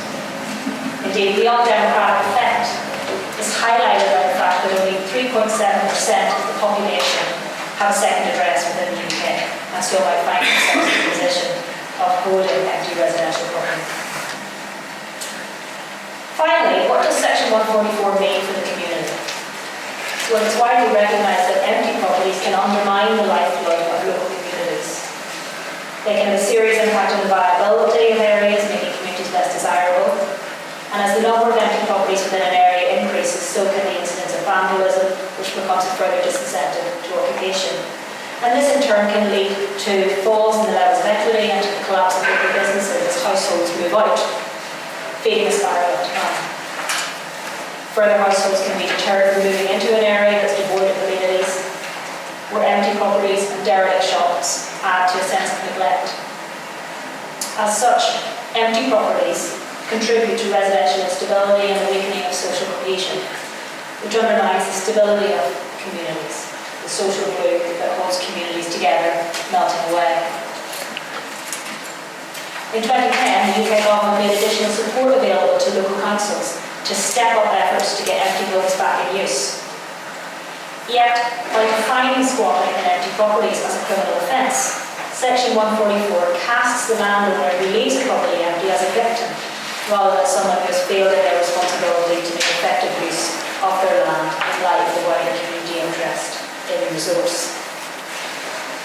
And this move is consistent with the politically charged shift in property law away from an understanding of land ownership that is material, organic, and where the substance of the property, the land, is relevant to how we govern it, towards an abstracted, bureaucratic conception of ownership in which land is just another form of capital. The exclusion of the community interest from UK squatting debates also runs counter to the official designation of homelessness as a local and community interest. Local authorities, charged with the duty to respond to homelessness at the local level, are responsible for securing temporary housing for individuals with priority needs, and they have duties in relation to the prevention of homelessness and the provision of support to homeless households. Yet, while the government clearly emphasises the importance of community and localised solutions to deal with issues around housing, unused and empty properties and homelessness, the exclusion of community and community interest through criminalisation serves as a stark reminder of the political and economic, but manifestly not social, agenda of Section 144. So, in conclusion, as the global financial crisis and its aftermath have exposed the startling social impacts of an unprecedented era of inequality in neoliberal market democracies across Europe and in the US, the core tenets of neoliberal politics, including the myth that markets left to their own devices are stable and efficient, have been thoroughly debunked. Yet the shadow of a strong property rights regime looms large. In England, welfare retrenchment has aligned with the development of a civil and criminal justice agenda to deal robustly with poor and homeless populations, people regarded as being on inferior life trajectories, who live at the margins of our property society, to deal with them through punishment. Lorna has pointed to the importance of the identities of the lawbreakers and the objectors. Unlike traditional adverse possession claims, unlawful occupation today is no longer only about behaviour. It's about identity. It's about who the actors are. Undercover pointed to historic patterns of public sympathy for landless individuals over wealthy speculators. A sympathy that was rooted in the compelling nature of the human stories that prompted the lawbreakers' actions, and acute public awareness of the human needs that these lawbreakers championed. What has changed our attitudes to adverse possession and to squatters? How did we write out of our property law these centuries-old traditions which tolerated trespass, where owners were neglectful, and which allowed long use to mature into rightful possession? And how do we dial back on a political and legal culture that is progressively entrenching the exclusion of marginalised communities? At the immediate level, there's a strong activist movement, which is featured in our book, Squash in the UK, and Squatters of Europe Collective in Europe, campaigning for the repeal of Section 144 and poised to resist the mooted next step of criminalising squatting in commercial buildings. Yet, in the light of our experience in 2012, it's difficult to feel confident in our ability to resist the tide of criminalisation. This is because in Europe, debates about squatting are manifestly also about bigger issues emanating from the neoliberal state in crisis. Questions about who belongs in our society, about what it means to be a property outsider, about who law and politics are for, and about how the state can shore up its authority in the face of high levels of threat and anxiety. We can see this at the international level in the associations between squatting and securitisation around a discourse of fear of the other, the anxiety that a squat is an unknown territory, and that today's outlaws and outsiders are a sinister threat against the state. At the domestic level, we also see in the UK, in the entrenchment of separation between us, the hard-working taxpayers paying into the welfare state, and them, the unproductive benefit scroungers and outsiders. And we're seeing the realisation of Kevin Gray's 1991 prediction that the state's failure to endorse broader collective participation in the goods of life will lead to a polarised society, participating in its own disintegration. When I was thinking about this talk, I wrote to a property lawyer friend in BC to ask about where the law currently stands on squatting and adverse possession. He said, in BC, adverse possession is hanging by the thinnest of threads, but not, I think, because of a concern about squatters. Instead, I think the desire to maintain the veracity of the title registration system is the principal catalyst for the abolition of adverse possession. I wrote back to say, yes, that's how it starts. A recent English case, Best and the Chief Land Registrar, tested the interaction between the reform of adverse possession in registered land and the criminalisation of squatting. And the Court of Appeal, after the fact, noted the consistency and drew a clear line between the reform of adverse possession in 2002 and criminalisation in 2012. So my final note is one of caution. The greatest trick that technical property law ever played was convincing us its goals are not political. Of course they are. Property law governs the allocation of resources. How could it not be political? Sometimes it wears the clothing of technical adjustments to land registration, but we must remain vigilant in testing these adjustments through the lens of the property outsider. While the liberal state may have attempted to conceal the links between property and state in order to legitimate the accumulation of capital, the neoliberal state is making no such effort at concealment.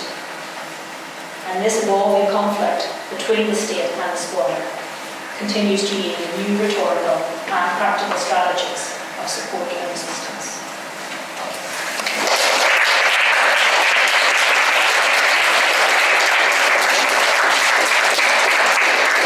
So again, we have about 10 minutes maybe for questions directly to this talk.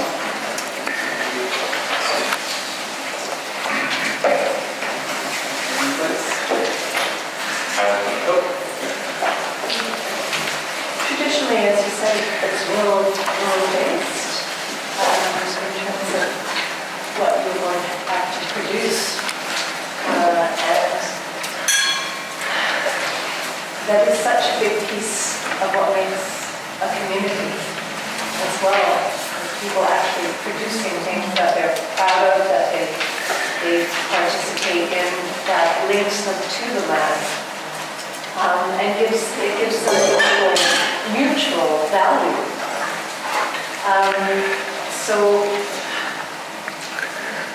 the difficulty, of course, in a world where there is no value given either to land or to the community, but only to investment, is at just what point is anyone going to benefit? And on the other hand, it's very difficult to come up with a rhetoric that can replace the actual productivity, which of course we need to recover to some extent if we do want to have any kind of cultural meaning. Are we simply going to be consumers, like birds, with big mouths? Do we have any sense of providing what we need as a community? So how can you work with those without those values? How can you do that? It's really difficult. And I think one thing that is important in terms of the experience we've had in the UK is challenging the false use of rhetoric. So the false rhetoric of home. The government used this discourse around protecting, we hear this a lot, protecting hard-working homeowners, as if the law and politics is just for people who own land, rather than for everybody. And in fact, they weren't protecting homeowners because they were protecting empty, vacant properties. So one strategy is about debunking the use of false rhetoric and misleading ways of trying to elicit popular sympathy and support. Another is that we need to roll back to thinking about people. And the difficulty with the focus on the investment strategy is that it's blind to any of these debates about people and where they are and what they do. An example actually of what you say about the rural productive use of land is a group called Rural Heathrow, which is a squatting movement located where there's a plan to extend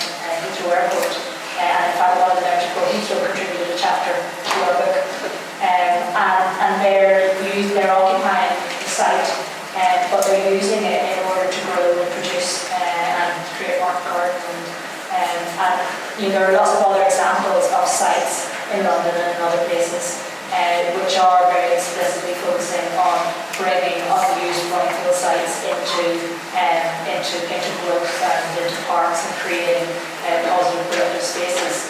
Those stories get lost though, and that's part of the challenge, is that the stories that the media picks up on and the stories that the government picks up on are generally about drug-using immigrants who are in a multi-million-pound mansion in Belkin, who are squatting in this very, very luxurious property that nobody else could afford. So they tell a story in the way that all the newspaper readers think, I pay my mortgage and I don't get to live in a grand house like this, and yet these people come in. So there are very selective uses of the kind of stories that are told in the media and the kind of stories that are used to reference squatting by the government. And I think part of the strategy that we need to use is about putting those other stories into the front, those stories about creative groups and stories about Go Heathrow and about other kinds of productive use, and challenging the kind of extreme stereotype that has become the norm in the way that the media talks about this.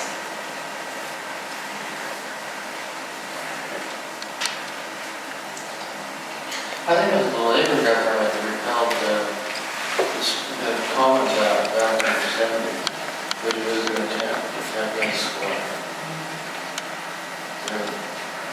It goes all through Commons policy. It is, and in fact, the 1977 legislation actually protected residential properties. So this was part of the objections that the Law Society and the Bar Association made to the 2012 legislation and to this false rhetoric, because they said it isn't the case that we need this law in order to protect people's homes. We did that back in 1977.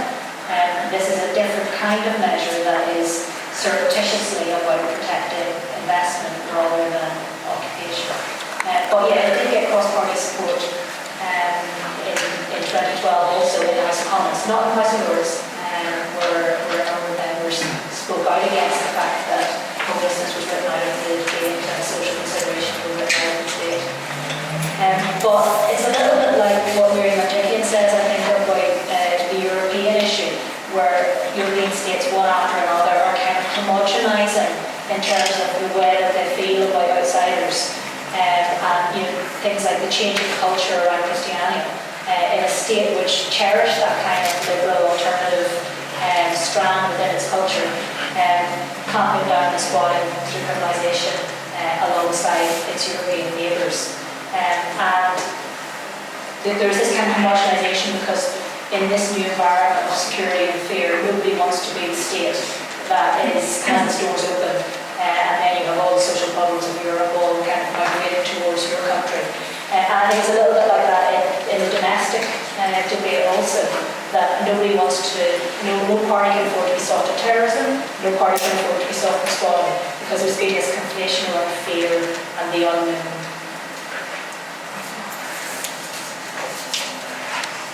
Maybe one more specific. I have a question that can maybe start to your conversation, which is just, how does this changing moral discourse around private property and property ownership and squatters, how does that taken up to discourse about uses of public property? For example, as the loitering or camping in public places? What's the text of it?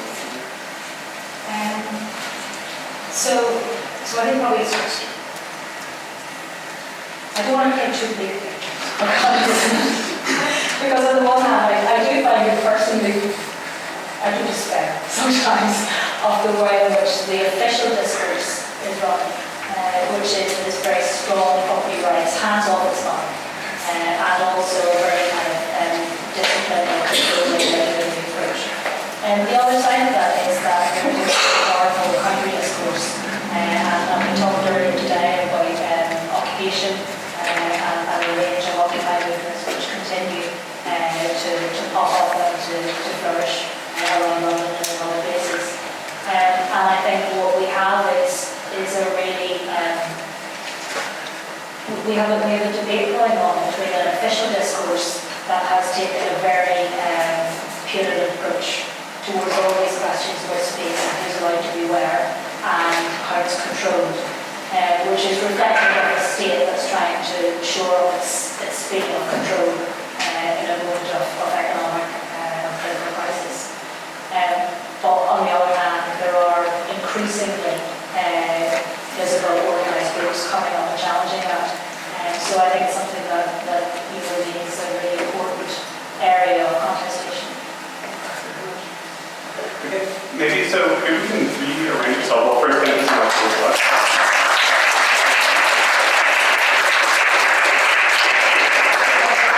Maybe speaking about organization of space.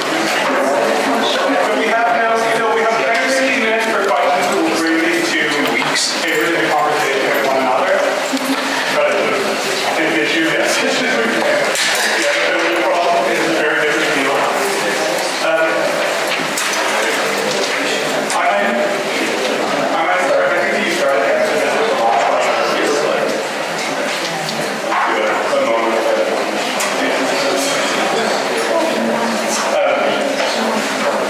So what began to bring these sort of two discourses together? I wanted to ask about the relationship between the sort of therapeutic and healing discourse and then this common discourse around perfection and visibility. How those two discourses might operate in relation to those fields, and specifically you can get this last one, but what kind of therapeutic or healing discourses remain available now in terms of landscape architecture and in terms of the law?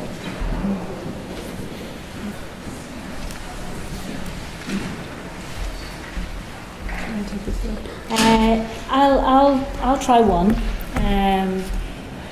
which is based actually on the chapter that I did with David O'Mahony in this book, which is thinking about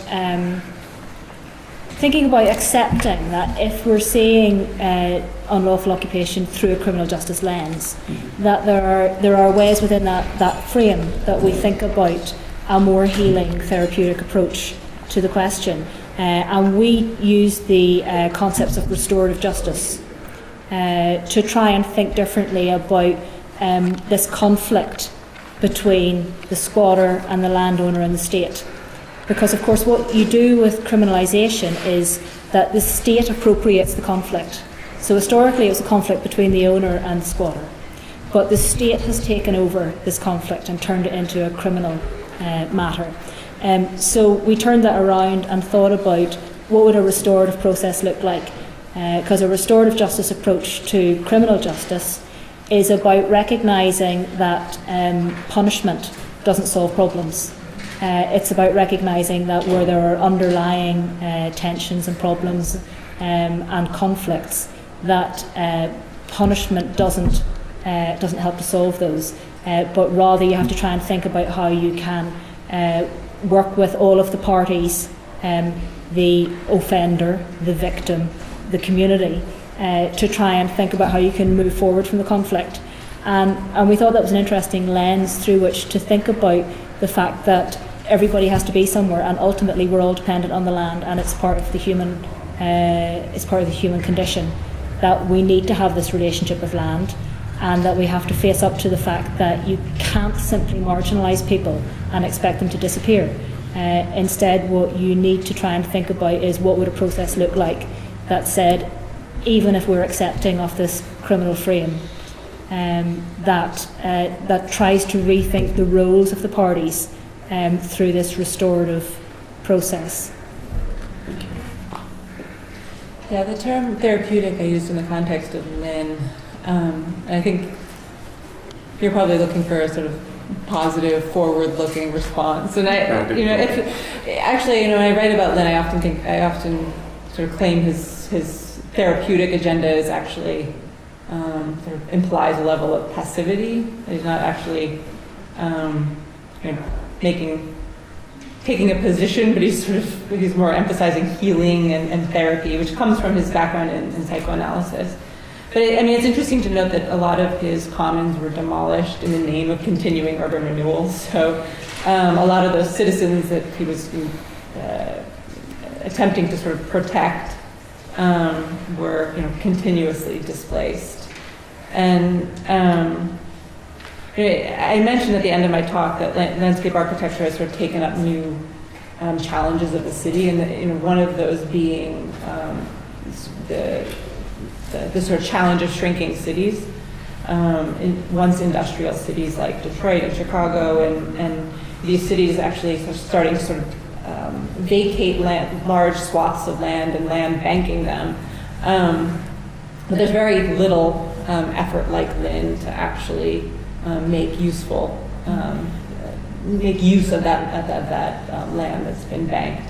And so you see in cities like Philadelphia these, once residential communities, whether they were sort of pockmarked by vacancies or were fully intact, that have been totally razed and sit there vacant, and there's very little effort to sort of bring life or sort of restore some quality of community to them.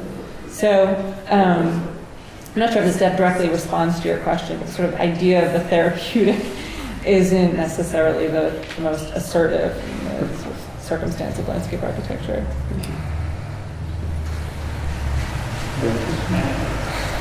I have a question.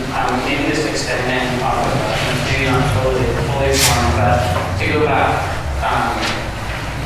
to the conversation about, I guess, Halprin.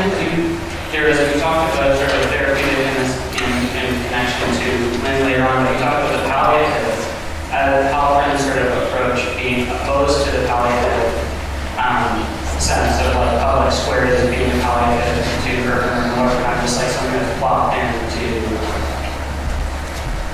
have, and I guess I think about that as connection to therapeutic. Yeah, and that's. And so then it seemed like within that discussion of his work, that then I was opposed to sort of a more integrated approach that had to do with community participation, collaboration, and so on. I'm just curious too, in terms of thinking about it now, or thinking about sort of the state of field now, I guess, has there been something that's replaced that in terms of population, that kind of palliative approach, like in thinking about some kind of positive way of thinking about therapy? Are you trained in landscape architecture? I mean, I don't want to throw out jargon, but to respond to you, there's been a lot of theorizing around this idea of landscape urbanism. I don't know if that's familiar to you, but this new way of conceptualizing landscape architecture as about sort of positively contributing to the infrastructure of the city, sort of really being about performative infrastructure, sort of catalyzing public life, really sort of catalytic, open-ended, and not therapeutic, very assertive in terms of its formal potential too. And so there's been a continuation of that idea of landscape. I mean, this is all reacting to sort of 19th century inheritance of landscape being sort of landscape architecture design devolving through pattern books and treatises and the sort of denigration of the picturesque, and landscape architecture really being about sort of softening architecture or providing oases in the urban environment. So there, both Halprin and contemporary theorists are reacting to that inheritance. So this is a continued conversation about how landscape architecture, with its emphasis on the ecological and the social, can actually be sort of catalytic to positive ways of occupying the city. I don't know if that's helpful. But it's sort of tended towards more formal kind of responses as opposed to this kind of social kind of collaborative approach, or? It's a really good question. I mean, there's sort of parallel currents that are related to these new theories about involving sort of multidisciplinary teams, involving the public in generating ideas, and a really strong formal agenda. So, and they're not necessarily mutually exclusive. They've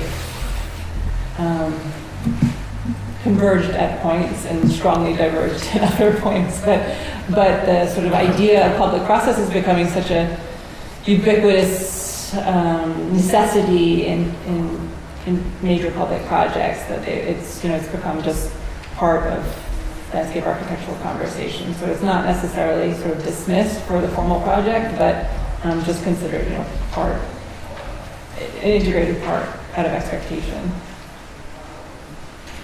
Would you like to speak to this question of how many voices can be involved in the process? In terms of, you're talking about the shift in property law from something where there are community stakes to it being understood as being sort of a conflict in law.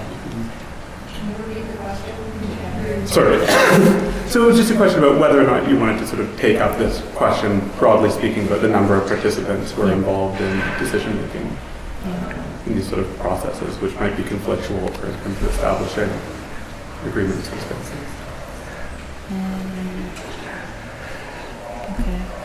I mean, my feeling is that bringing in more voices is absolutely the strategy that we ought to be following in order to try and get a better understanding of what's at stake. I think that the problem with the official discourse in the UK, for example, is that one issue has been allowed to dominate. So it has become all about capital and about security. And those political and economic imperatives have drowned out the social. And I think that one of the key strategies to pursue is to find as many ways as possible to bring the social voice back in to those conversations, to challenge the dominance of strong property rights, political and economic discourse.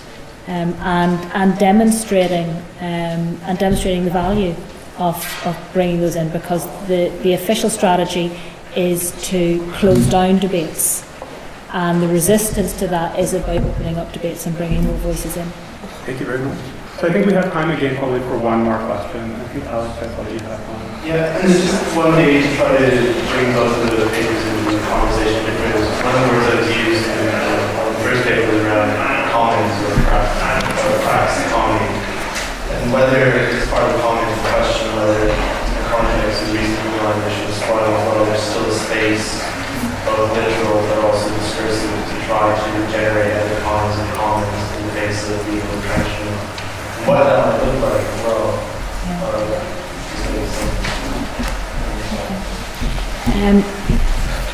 If I can give one response on this, which is I think we're also seeing, Alex, in lots of other areas, the knock-on effects of a shift away from solidarity.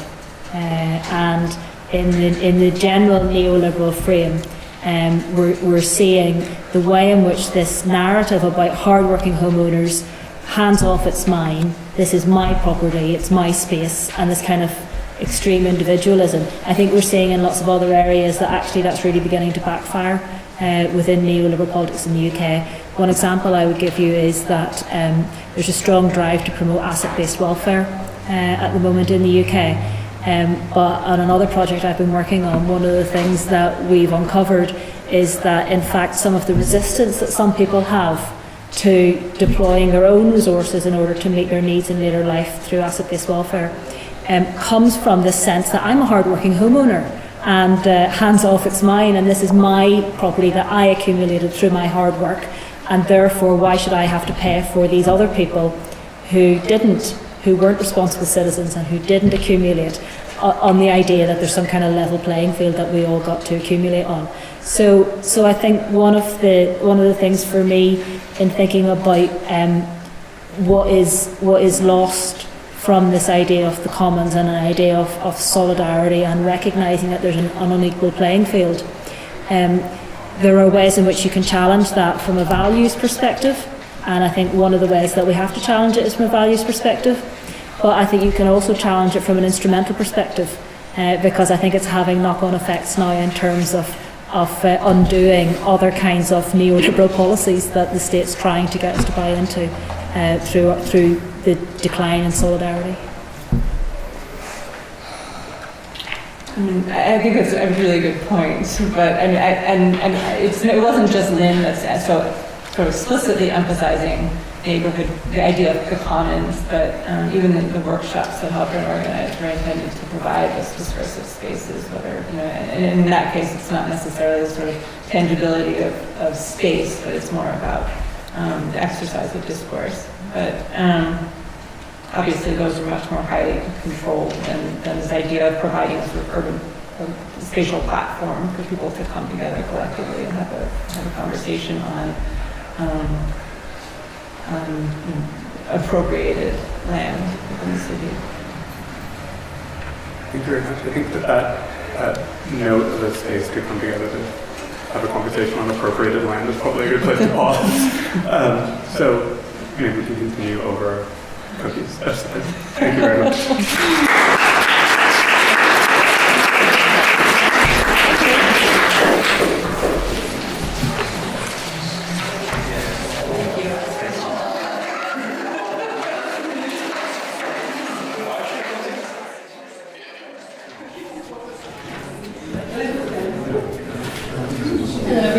And welcome back to our second panel today, the Symposium on the Spatial Politics of the City. This panel is titled Art and Competitive Space in Vancouver. We have two speakers today, and this panel attempts to open up questions such as how might Vancouver's often highly conflictual spatial histories be activated by interventions, artistic and otherwise? How have communities, especially communities that have defined themselves or been defined as marginal, shaped the city's public spaces? And what possibilities do practices of contestation, such as Vancouver's long history of squatting, open for building and representing a city for which sovereignty and land title are constantly at issue? So it's my pleasure to introduce our first speaker on this panel, Elke Krasny, who's a curator, cultural theorist, and writer. Elke is also a professor at the Academy of Fine Arts in Vienna, Austria.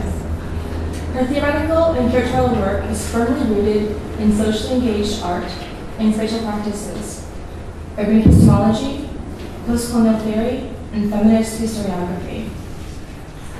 In her conceptually-driven and research-based curatorial practice, Elke works along intersections of art, architecture, education, feminism, landscape, social politics, and urbanism.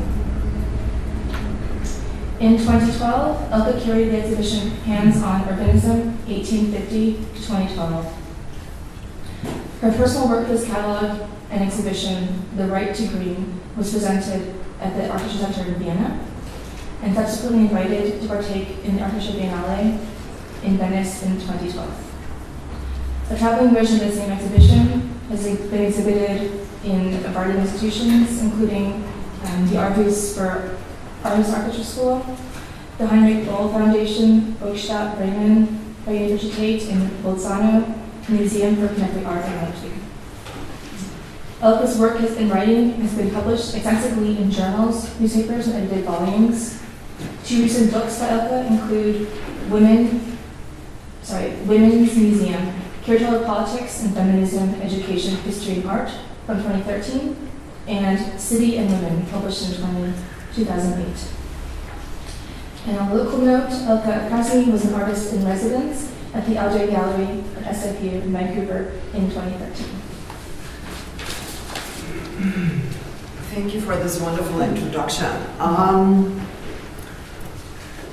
First of all, I want to say thank you to Shelly for inviting me here to share our curatorial work. And I also want to say thank you for suggesting this title. So we had this, you could say, an email collaboration.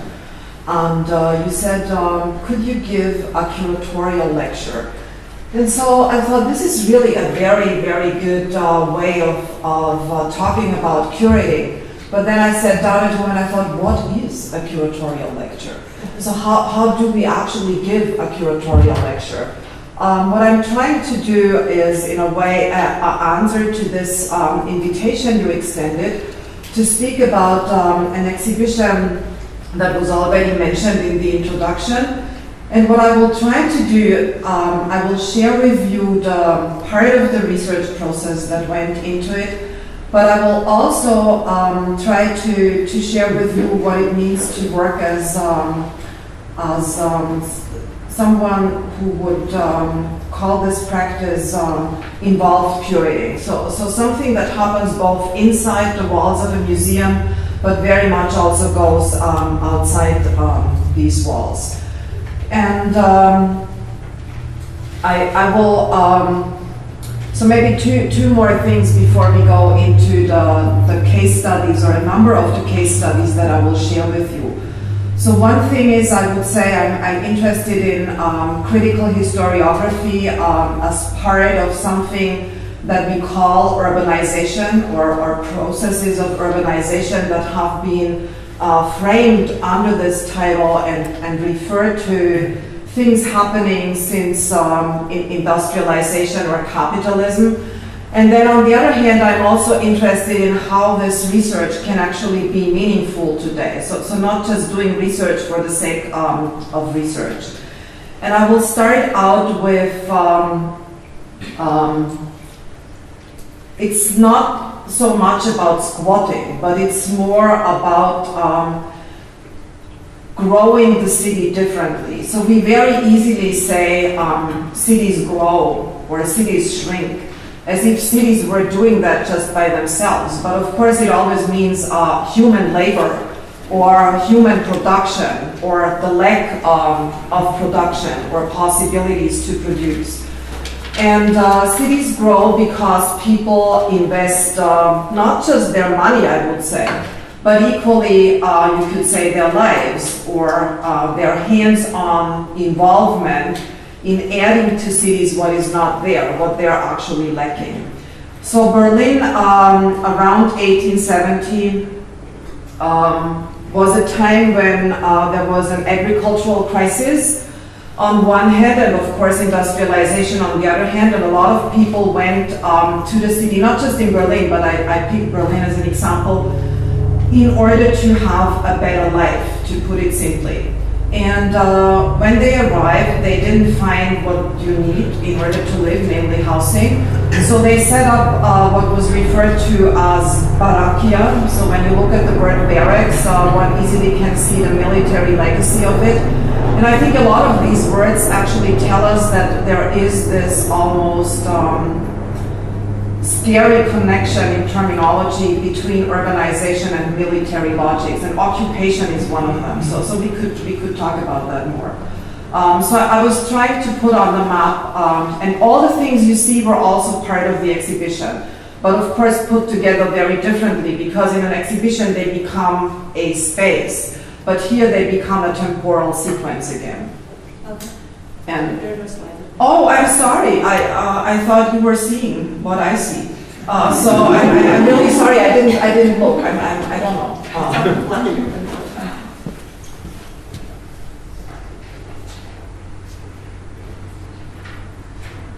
I do apologize. I didn't pay attention to.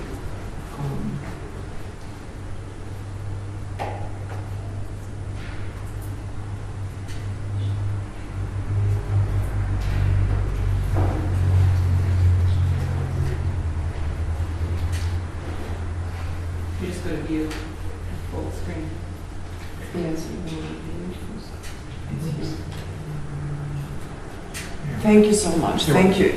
So, okay, this is what I was talking about. So, Barrakia, Berlin, 1870. So, this is the map you didn't see that I referred to. And it shows that this is not just one spot in the city, but actually the growing city through the people who informally developed the city, if you will, took place in many different locations at the same time. In all the case studies I'm showing, you will see this graph of the population that in a way shows that this growth, or when it starts to not grow any longer, always has this consequence on bringing together the issues of the precarity of space, labor, bodies, and how they actually have to come to terms in these processes of urbanism. And urbanism is, of course, what we understand by it like the processes of urbanization, but there is a second meaning, and that means the way citizens live, or the way I would prefer to say urban dwellers live, which is not a title of citizenship. So I think it's very interesting that urbanization also produces the way we lead a life. And this rural to urban migration connected to industrialization, as I said before, there was a housing shortage, so people had to counteract. They used a lot of recycling building materials. So it's a narrative we all know, but I think it's important to understand that this narrative is not a one-off narrative, but it's a narrative that has happened since, let's say, these processes of industrialization, and also from a transnational perspective happened in many places of the world and continue to happen. And the other thing I was very interested in is not just settling, but also the subsistence gardening, or the productive city, if you will, that grows the food that people actually need. And this is what this city looks like. And I guess when we think of cities and the urban iconography or the imagery of cities, this is maybe not what comes to mind when we think about them at first. But I think most of the cities share this imagery as well. So we could say this is also always part of what we call the urban. The Vienna settlers movement, so that's another crisis. So all the moments I'm looking at have to do with specific geopolitical moments of crisis constellations. After World War I, of course, the war was one crisis, but there was also a chronic housing shortage that had begun, albeit a lot earlier in the late 19th century. And this was more in not just the same part, but the one I showed in the exhibition was this specific part of the settlers movement, which is exactly what it called itself. But it was also not just settling, it was very much a large-scale attempt in self-organization. So the settlers set up an association, and this made them a legally recognizable entity. They negotiated with the urban planning department, and an urban settlement department was actually initiated because of what the settlers did. So there was very much you could say, how the settlers and the city decided to work together in order to grow the city differently.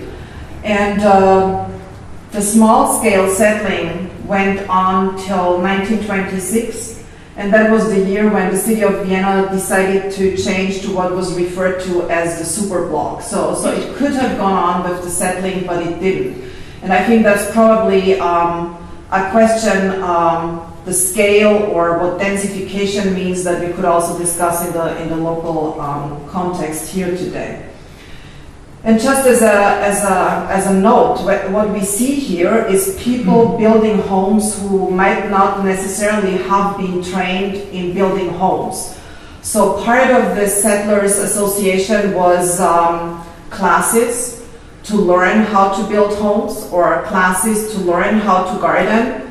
And it was also based on a lottery system. So you didn't build your own house that you would move into afterwards, but you built a house, and then the lottery decided where you would move in. So I think this kind of forced pedagogy of sharing is a very interesting moment.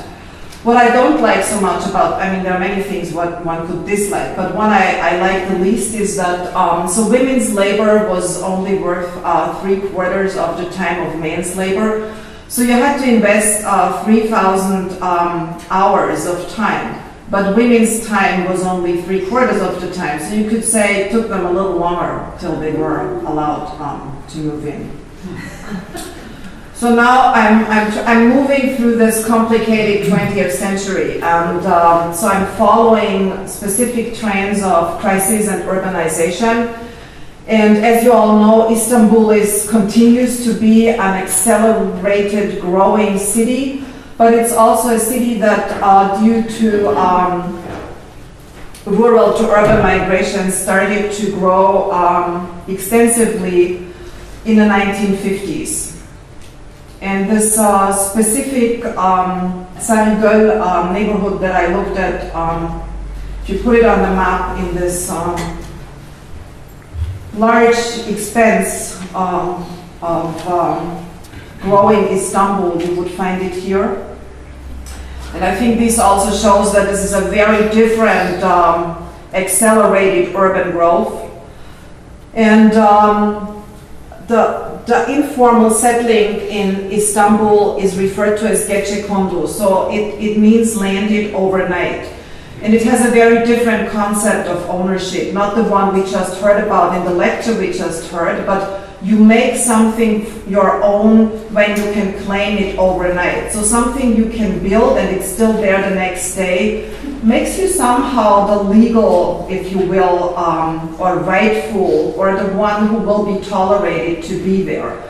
And this has changed tremendously just before the turn of the millennium. So there was, as you all remember, the earthquake, and then afterwards this very forceful top-down neoliberalism, and also the way state-owned developers like Toki have started to get rid of the gecekondus and make them. And this is then again very similar to the other lecture we just heard. How do you illegalize something that was before that time not considered illegal? So in 2004, the construction of gecekondus was declared illegal, and it was actually Istanbul's global city that raised the pressure. And I was wondering if the Olympics that were held in London in 2012 had anything to do with that, what you just talked about. Because in Istanbul, the 2020 planned Olympics have a lot to do with this cleaning up the city, or getting rid of what is now considered not tolerable any longer, or not a productive use of the space that could be used better. And there's a lot of, you could say, resilient protest against this. And I think it's still very, very meaningful that the protest takes place, even though very often it's not successful. And what I'm trying to say with this is that the organizing in and of itself, and the human relations that are built during these times of resistance are important, even though they might not lead to the gecekondus remaining. And that's another thing we can discuss afterwards, because I don't want to glorify this, but I still don't want to say everything is a failure just because it didn't lead to what it was intended to lead to. And here one can very clearly see this jump in scale. So I think that these layered scales are very much part of these processes of what we call formal and informal urbanization, even though I think we should be careful to use these terms, because when we think of oligarchic urbanism or the mafia or the large-scale investments, they are probably a lot more informal than what we call informal urbanization. And now I'm coming closer to North America. So New York City in the 1970s was probably a very different place from the New York we know today. And the community garden movement actually started in these 1970s when there was, of course, as you all remember, the oil crisis and all kinds of other crises in plural that beset the urban space, not to mention widespread poverty. And we just heard a little bit about that, because I think the commoning was also a reaction to counteract poverty, even though we haven't spoken about that so much after your presentation. So real estate crash, oil shortage, and so you could say there was a twofold crisis. It's also the time when this motto, "I love New York," was invented. So it was actually a marketing campaign that people should really have this affective relation that could be so much more effective in embracing their city and making it a better place to live.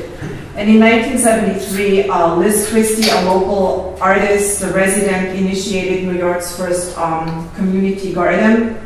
And the original name was Bowery Houston Community Farm and Garden. And I think it's very important to remember that the farm was part of it, so that the subsistence growing of food and vegetables was very much part of the beginning of the community garden movement. And when we look at the Lower East Side today, it's what is referred to as the high on the list of America's most endangered places. So what does that mean? Endangered in the sense of gentrification, expensive restaurants, luxury condominiums. So I think that the question, who endangers what and when and how, is an interesting question. Where is the danger and who is named as being dangerous? And I thought it was very interesting in the lecture we just heard that the use of the word productive and unproductive. And I think we could talk about that more afterwards. And I think this is a circulating image. There are not too many images of the mid-1970s of this garden, and I think this is one that has been published widely. And I have to say, at the beginning when I put this exhibition together, I was doubtful whether I should use it or not, because I thought, so here we have this female body, she doesn't wear any shoes, so what kind of risk is this to reproduce such an imagery? And so I'm just sharing with you my own doubts, but then I decided, yes, of course one has to also say we have to reclaim these histories and not just only fall into doubt. I tried to build a chronology, so Maplewood Farm, Mashipo Village in the New Territories in Hong Kong. There was a lot of change in the 1970s, that's why I put it after New York, but the history actually began 2 years after the end of World War II, when a lot of people from mainland China migrated to this part of Hong Kong.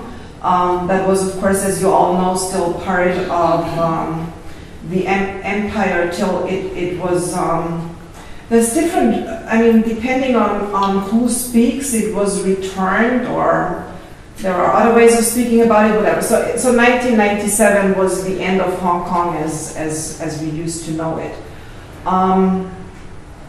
And after the Second World War, the conflict between the Communist Party and the Kuomintang caused waves of refugees to flee from mainland China. And many settled in this part of the New Territories, and they leased the land from the Punti, so the Aboriginal landowners, and the settlers built so-called squatter houses. So again, we have this difficult terminology between. So how do we judge what? I think this is one of the most complex case studies, and I had so I should say I did a lot of archival research and a lot of field work. So like the curator doing field work. So I was there for 6 weeks doing research and made wonderful friendships while I was there, and. It's one of the very complex situations in this borderland geography, where today we have both developer pressure that buys the land from the descendants of the Punti and drives out the informal squatter homes and the people who actually did the agriculture there. And then on the other hand, a new policy where mainland China wants Hong Kong to get rid of all the agriculture and move it to mainland China, which is of course a question of dependency. And for me, this is like a contemporary urban image. So you could say this is an iconic image of today's urban situation. And what we used to call the past, so what we see in the forefront, and what I think used to be referred to as the future, what we see in the back, I think it has reached a certain precarious coexistence in time. So it has become concurrent, if you will. And it's not so clear anymore what we think as the future to come, and what we think of as a future we don't want to come, and what we think of as a past we might not have wanted to eradicate, or a past we might not have wanted to produce. So now we are leaving Hong Kong and we are moving to Quito in 1970, and again it's very much a rural to urban migration. It's not just as accelerated as Istanbul, but I think it also makes very clear that it's a growing city. And when we look a little bit at these statistics, in 1950, over 70% of Ecuadorians still lived in the countryside, and this has now come to only 39%. And of course, this makes very clear the pressure on the urban space. And what is very specific about the situation in Quito is that where the settling takes place is actually in these steep ravines that have a very, very fragile ecology. And a lot of these informal urban settling and urban gardening and urban farming that takes place there, the narrative about it is also that it's dark or dangerous or something that shouldn't be there. And then the official city policy at the moment is to move in and to build something that is more solidified, like parks or sports fields. But at the same time, this more solidified approach is actually more ruinous to the fragile ecology. So you could say the more fragile informal settling was actually a lot better for the ecology of the ravines than what is now replacing it. And this is what it looks like.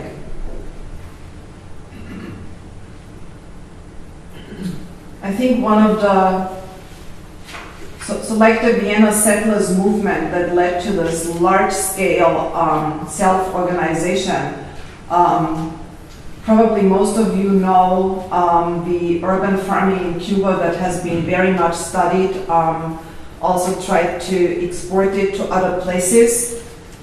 And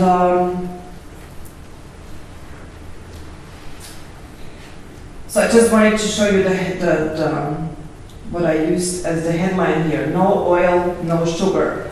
And now I'm going back to this image.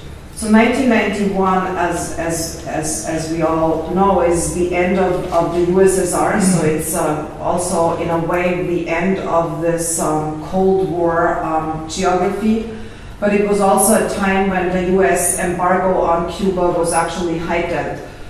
So the plantation-based sugar economy collapsed, you could say.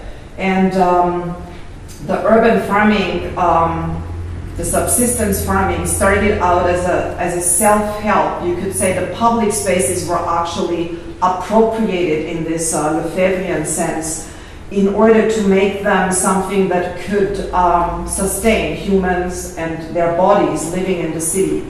But very much it became a large-scale, very organized approach where the state actually sends educators out and turns people into farmers. So of course we could also question this very critically. What does that mean? That people have to become hands-on who might not even want to become very hands-on, planting and growing and subsistence-based.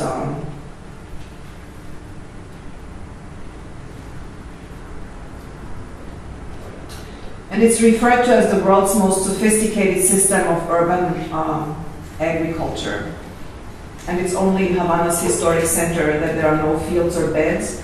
And then 20 years after 1991, legally, this became not second best.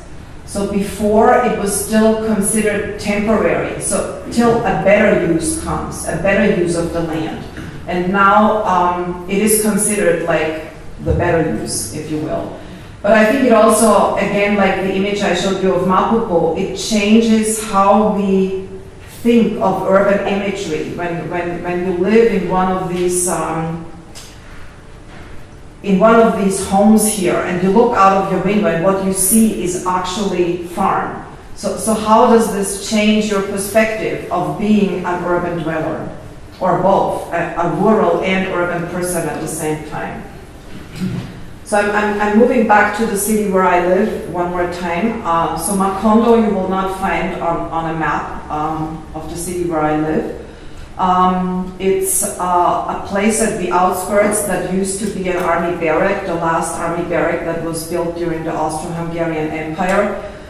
And then in 1956, when there was the revolt in Hungary and a lot of refugees came to Austria, this became like their destination of arrival. So like today, a lot of refugees in the European context are actually, so some of them are put in hotels that are empty, but many of them are put actually in army barracks, or in army barracks that are not used as army barracks any longer. So you could say also the reuse of army barracks by putting refugees in has a quite long and astounding history. And then you could say this little transnational village where 3,000 people live is kind of, it tells the complicated histories of the 20th and 21st century. And it's named Macondo because the Chilean community who lives there named it Macondo. And in 2008, when I started doing research for hands-on urbanism, Macondo was not very known. And then in 2009, an artist group moved in there and started to redevelop a community garden and a recycling garden, and sort of build these transversal relationships between a lot of different refugees that didn't really get along with each other harmoniously so very well. And in 2014, Vasudevan, an Iranian-Austrian filmmaker, she completed her film named Macondo, and it was also included in the Berlin Biennale. So I think Macondo is also a very good example of how the circulation of images, the collaboration between artists and non-artists can make an impact in having something that is very fragile actually stay. And this is what it looks like there. And when you see how close the garden is to these power lines, you will immediately understand that this is not legal. Because in my country, you cannot have a home or a garden that close to these power lines. This is a project that has a beginning and an end. And of course, sometimes it's really good when things have a beginning and an end. And sometimes it can be what we call failure.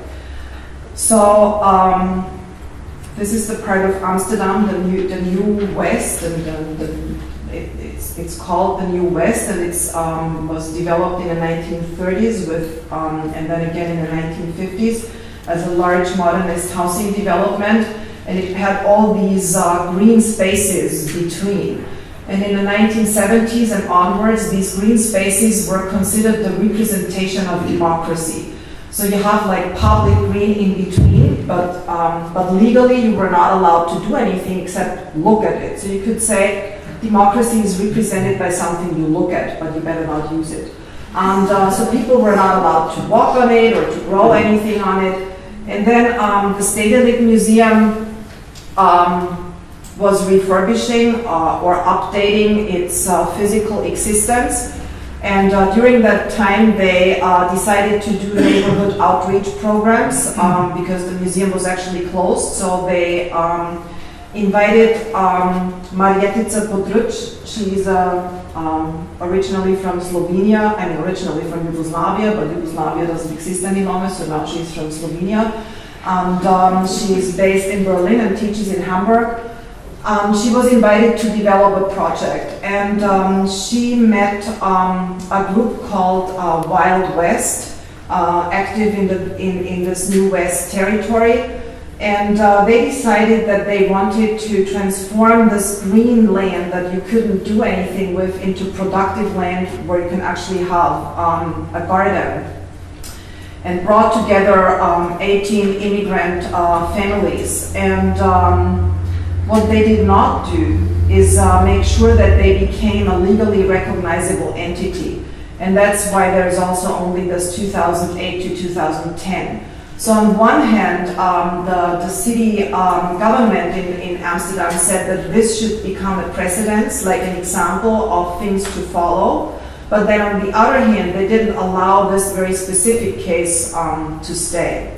And in the book that was published on the occasion of the exhibition, I have two contributions, one by Marjetica, where she describes this collaboration between the neighbors, Wilde Westen, the municipal government, the museum, so all these complex collaborations that are part of projects like this. And then there is another essay by Lucia Babina who analyzes step by step what they should have done in order not to fail. And I think it's, at least I don't know too many essays that were invited to analyze something where it went wrong or to retract maybe for others to understand how they could have done. So this is kind of more the didactic slide. So to put together what I was thinking about when doing this research. So urbanization as this sequence of crises in plural, dealing with issues that are very current issues, but when we look back in history, they are not only current issues, with this precarization of bodies, labor, and space. And the question of how self-organization takes on something that is both physically manifest, something that becomes a spatial production, but very often also becomes an immaterial production of relationships, but also becomes a legal production, that a lot of these groups actually became something like an association or a cooperative. Not all of them, but some of them or many of them. I think what is dealt with a lot today is this question of austerity urbanism or uneven development. And a friend of mine said that a lot of the squatters in England now, if they deliver services, like if they hand out the books in the library where nobody is any longer to hand out books, they're actually not evicted because they're incorporated into this austerity measure logic. So as long as you deliver services, you are a useful and not a useless subject. And I guess all the images together, so that was like half of the case studies that were part of the exhibition, address issues that have to do with spatial justice, but also this active taking redistribution into your own hands. So not to wait for the state or for the government to do that. And the last one is very much a reference to Judith Butler, but also to a lot of recent writing in material feminists that look at both the physical and the non-physical support structures, but also these human and non-human intra-relations and interdependencies. And in concluding, I will just very, very briefly show you what the exhibition looked like when I showed it in Vienna. So this became the poster image. And the interesting thing was that I've shown this exhibition in many different places now. And almost everywhere people related to this image in a very direct way. And they ask very often, is this somewhere here in my own city? I just haven't seen it yet, but I think it's somewhere in the outskirts. And I think this is, again, what I tried to say before. It has become the urban image of today, this coming together of the rural and the urban. Not harmonious, but contested. I mean, but again, in support and interdependence. And in the exhibition, we used construction site fences, and we had 500 different plants. So you could say the only originals, if you talk in this curatorial logic, The original objects were from the construction site fences, and the physical plants that were all in recyclable containers that we had made, and that then went back to the factory that had made them, that also employed people who have trouble finding work. And you could say all the rest were non-original. So we printed on aluminium, and there were like 500 panels with text and photographs. And it's exactly what every curator colleague would tell you not to do. So they would tell you, how can you use so much text? This is like awful. This is horrible. People hate text. Well, people might hate text, but you could still say people are very interested in these issues today. And the Architecture Center, I think it was one of their most, if not the most successful exhibition they ever did. But what I find more interesting is that people stayed for a long time. And that's something that's a very different conversation to be had, but this is a curatorial lecture, so I'm trying to talk about this just a little bit. How do you motivate people to stay and to engage with work and to actually make use of the richness of knowledge production that goes into exhibition making? So we did many, many different things. I mean, one thing is that just individual visitors came and stayed, but we also had what you call these outreach things. So people did workshops, we worked together with local municipality, I contacted all the allotment gardeners association in Vienna. So we had many very different audiences who made use of the space, as you could say, a learning site. And this is the last image where I wanted to just show how the plants played a very important role in having this both fragile and resilient existence in a space that wasn't made to house plants. Thank you very much.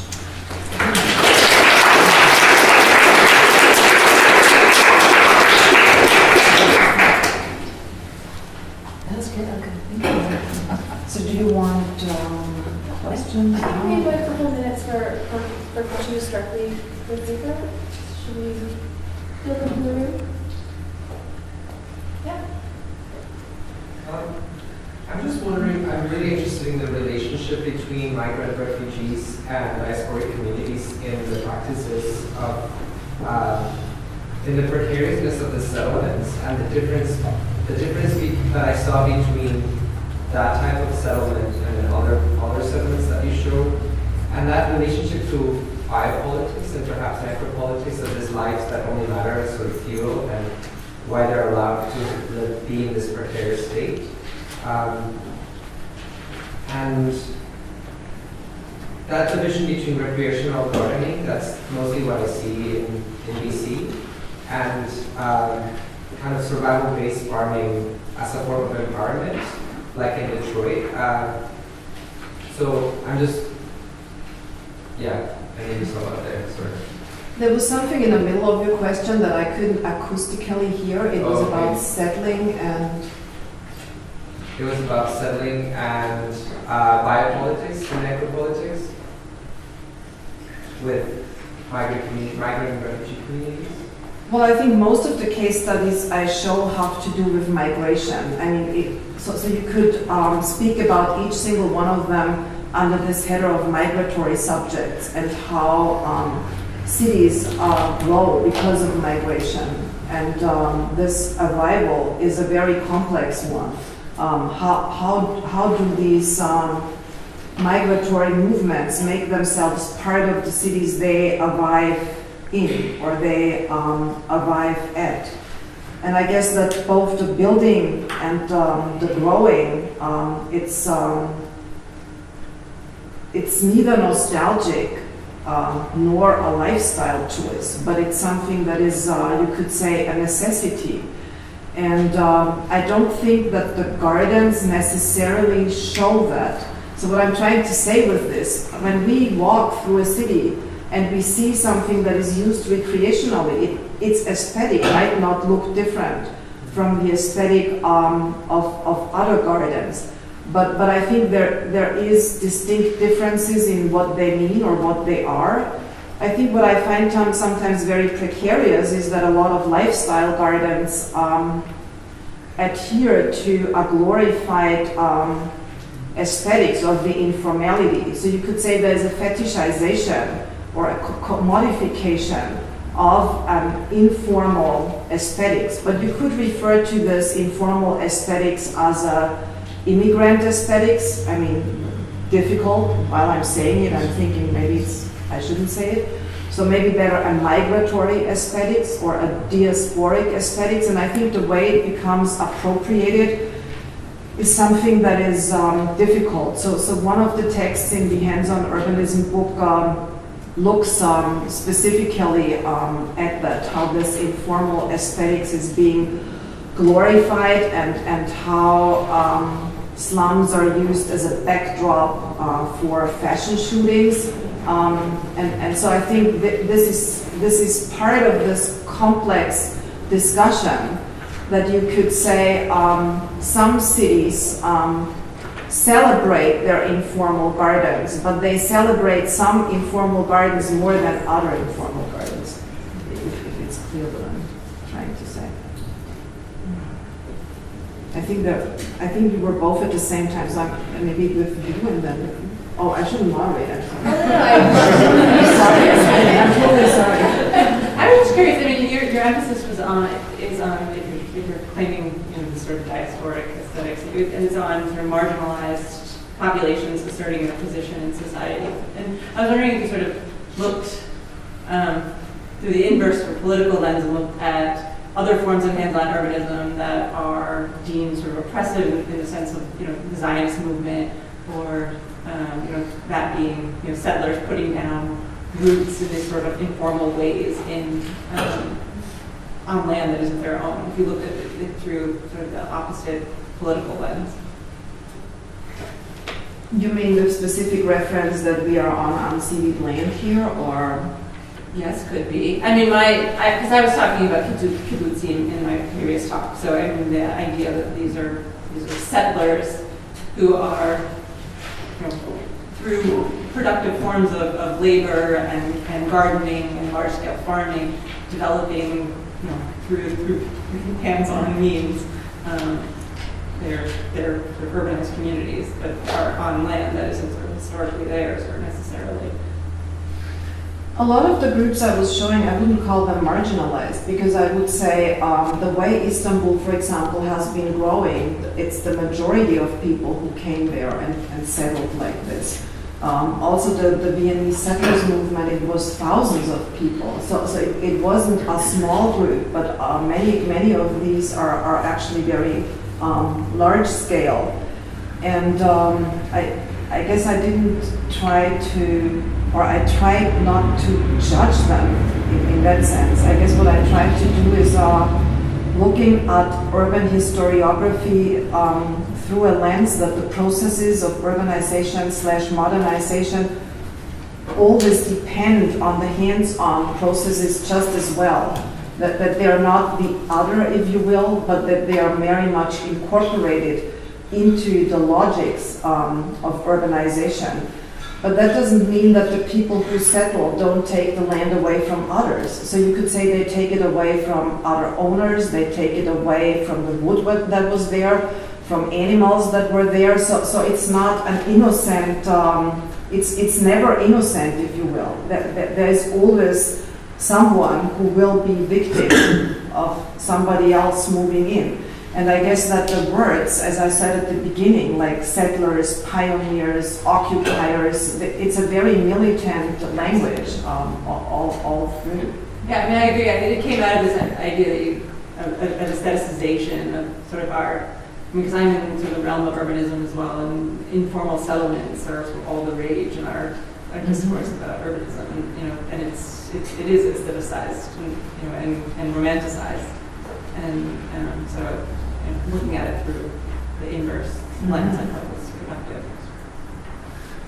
One more question, Patrick? It's basically a continuation of Alison's question. It's like that idea of metasization, romanticization of sort of informal settlement and stuff like that could be incorporated, into like proper city planning policies and stuff like that. And how might there be a resistance to sort of, essentially you could say the neoliberalization of informal urbanism. So you're saying that as soon as urban planning counteracts this, there is a way or incorporates it, and makes it, in some ways almost like commercialize it, or, even if not commercialize it, romanticize it and say, now if you do these kind of informal moves, turn into set urban garden guidelines and stuff like that, and say, if you want to do this, you have to follow these rules. And so in a way, what actually it does, it's incorporated that sort of informality within a larger logic. It's not, it once becomes design guidelines and things like that. I think this is clearly happening, and I think it works very well with austerity urbanism, because the people who then, do the maintenance and all the reproductive labor for these spaces are cheaper. So I guess I'm ambivalent. On one hand, I would say yes, better than the total fetishization. On the other hand, I would say, well, if the cities can maintain the public parks, they are very happy. If it becomes a community-based effort, because then we don't have to pay for it any longer. Okay, great. Thank you so much.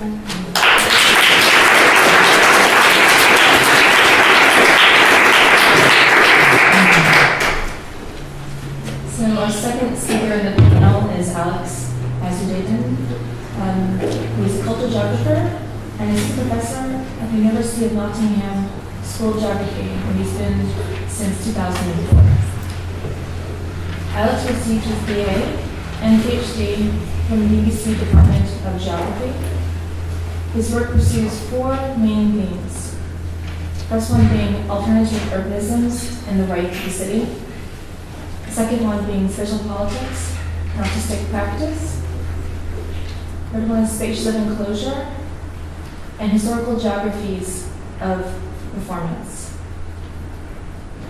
Alex has published extensively in journals such as Progress in Human Geography, where you'll find two excellent articles in the same issue, one titled The Makeshift City, towards the global geography of squatting, and then Autonomous City, towards a critical geography of occupation. Also published in other journals such as Antiquity, Oxford Art Journal, Geoforum, Geopolitics, and Environmental Planning A. His book, Metropolitan Preoccupations, History of Squatting in Berlin, is in press with Wiley Blackham.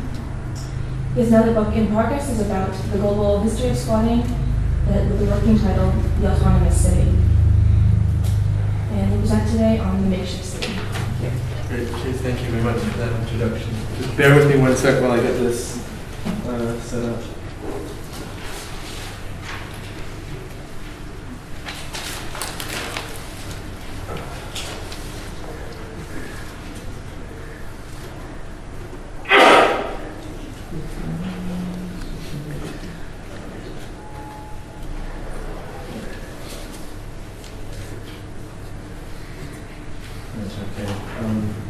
I just want, by way of introduction, once again to thank Shelly and the Belkin Gallery for inviting me to speak this afternoon, and to Jan in particular for making all the arrangements, which was greatly appreciated. I should also say, by way of introduction, that this is actually, strangely, the first time I've given a presentation here at the University of British Columbia in this capacity, even though I studied here for many years.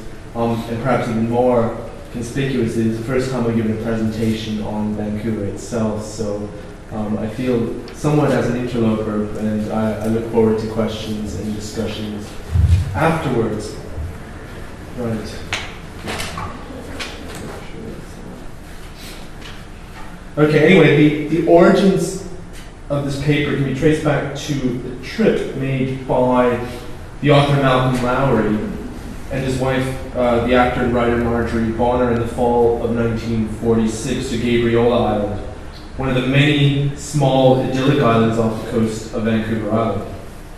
The Lowrys have been living in North Vancouver since August 1940, having rented a small squatter's cottage on the north shore of Burrard Inlet at Dollarton before buying another nearby shack 8 months later.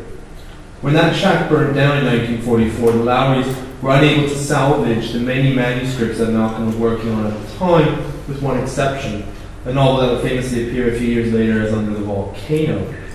The Lowrys were able, however, to rebuild the shack on the beach in 1945, though the small informal community of squatters that they belonged to was soon threatened with eviction by municipal authorities intent on transforming their beachfront homes into a public park named after a family of tugboat operators. While the threat of dispossession and eviction prompted Lowry to write a number of short stories celebrating the precarious makeshift existence he and his wife had come to love, including perhaps most notably The Forest Path to the Spring, they nevertheless decided to visit Gabriola to see if the island might offer an alternative to Dollarton. The Lowrys took the ferry over from Vancouver to Victoria, and after spending a day in the city, they took a bus to Nanaimo, from which they boarded the local ferry to Gabriola. And the couple stayed for half a week at the Anderson Lodge, and they went on long walks, visited friends, and looked into the possibility of moving to the island. And as with the other trips, they also brought with them a small notebook, which they used to record impressions, ideas, and thoughts, including the preliminary sketches for a short story which would later become the basis for Lowry's unfinished novel, October Ferry to Gabriola. Now, in the end, the Lowrys chose to ride their luck and stay in Dollarton, though by 1950, city officials had redoubled their efforts to clear the beach and evict squatters. And Lowry's own fragile mood darkened. The prospect of imminent eviction terrified him. And I quote, "My love for this place and my fear of losing it," he wrote, "had begun to exceed all bounds." And Lowry returned to that original draft of October Ferry. A simple short story about the search for a new home now became, in the author's own words, a huge and sad novel. It deals, Lowry later noted, with the theme of eviction, which is related to man's dispossession, but this theme is universalized. And our world of makeshift and homelessness, to borrow his own words, have been transformed into an epic quest for spiritual and moral redemption. By the time of his death in 1957, the manuscript for Lowry's October Ferry had gone through 7 separate drafts, which taken together now fill 6 boxes in the Lowry collection here at the University of British Columbia, and consist of over 4,000 pages, some typewritten, others handwritten and heavily edited by both Malcolm and Marjorie. And as with each of his other novels, Lowry always added new text. He rarely made any cuts. It was only in 1970 that a collated version of October Ferry was published by Marjorie, but many of the 100 or so pages written in the last year of Malcolm's life were omitted from the final printed version of the novel. And for Ethan and Jacqueline Llewellyn, the main protagonists of the October Ferry, paradise was in some sense regained, as they chose to abandon their own squatter's shack and start a new life on Gabriola. For the Lowrys, however, there was no such happy ending, as Malcolm's drinking and increasingly poor health finally prompted a move in August 1954. And the beachside cabin at Dollarton was left behind, and in 1958 it was demolished by the District of North Vancouver, as were a number of other foreshore shacks that clustered around Roche Point on the north side of Burrard Inlet. But the history of Lowry Shack did not end with its demolition. In 2010, a replica of the original structure was reconstructed as part of an art installation by the Vancouver-based artist Ken Love. And the site-specific piece entitled From Shangri-La to Shangri-La was created for the Vancouver Art Gallery's outdoor public art space off-site. And it consisted of 3 scale replicas of squatted shacks from Vancouver's North Shore. The Lowry's Roche Point cabin, a second structure that was occupied by Dr. Paul Spong, who would later become the leader of the Greenpeace Save the Whales campaign, and a dwelling that was constructed by the artist Tom Burrows, who, like Spong, was part of a community of squatters who lived in the late 1960s and early 1970s on the intertidal Maplewood Mudflats to the west of Roche Point. And Lung's installation, located at the base of the Living Shangri-La Tower, a mixed-use skyscraper and the tallest building in Vancouver, was on display during the 2010 Winter Olympics and until September of the same year. And And while the shacks were slated for demolition, they were donated in the end by the artist to the district of North Vancouver and were built on stilts in a tidal slough off the Dollarton Highway, only 100 meters from the original location of the Maplewood squats.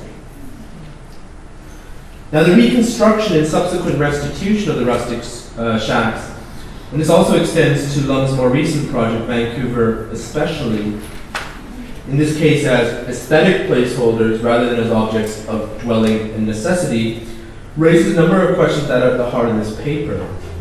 How has a fractured and uneven history of resettlement and displacement shaped recent artistic practice in Vancouver?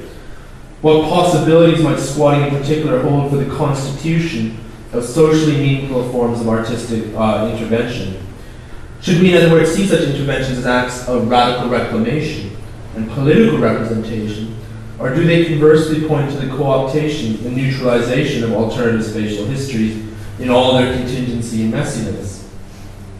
And these questions and the relationship between critical art practices and urban discourses is itself hardly new, and I'm reminded in particular, partly because I just saw a version of this at the Reina Sofia in Madrid, of Martha Rosler's now famous Dia exhibition of the late 1980s, If You Lived Here, in which she herself asks how one can represent a city's buried life, the lives, in fact, of most city residents. How can one show the conditions of tenant struggles, of homelessness, of alternatives to city planning as currently practiced? Now, whatever the case, in order to answer these framing questions, it would be tempting to detect in Lum's architectonic reproductions a modest historical remainder of a different urban imagination, experimental, makeshift, and precarious, that played an important role in the recent history of the Lower Mainland. And as much is said in the notes to Vancouver especially, which invite us to, and I quote, imagine an insubordinate architecture of the future by looking to the past.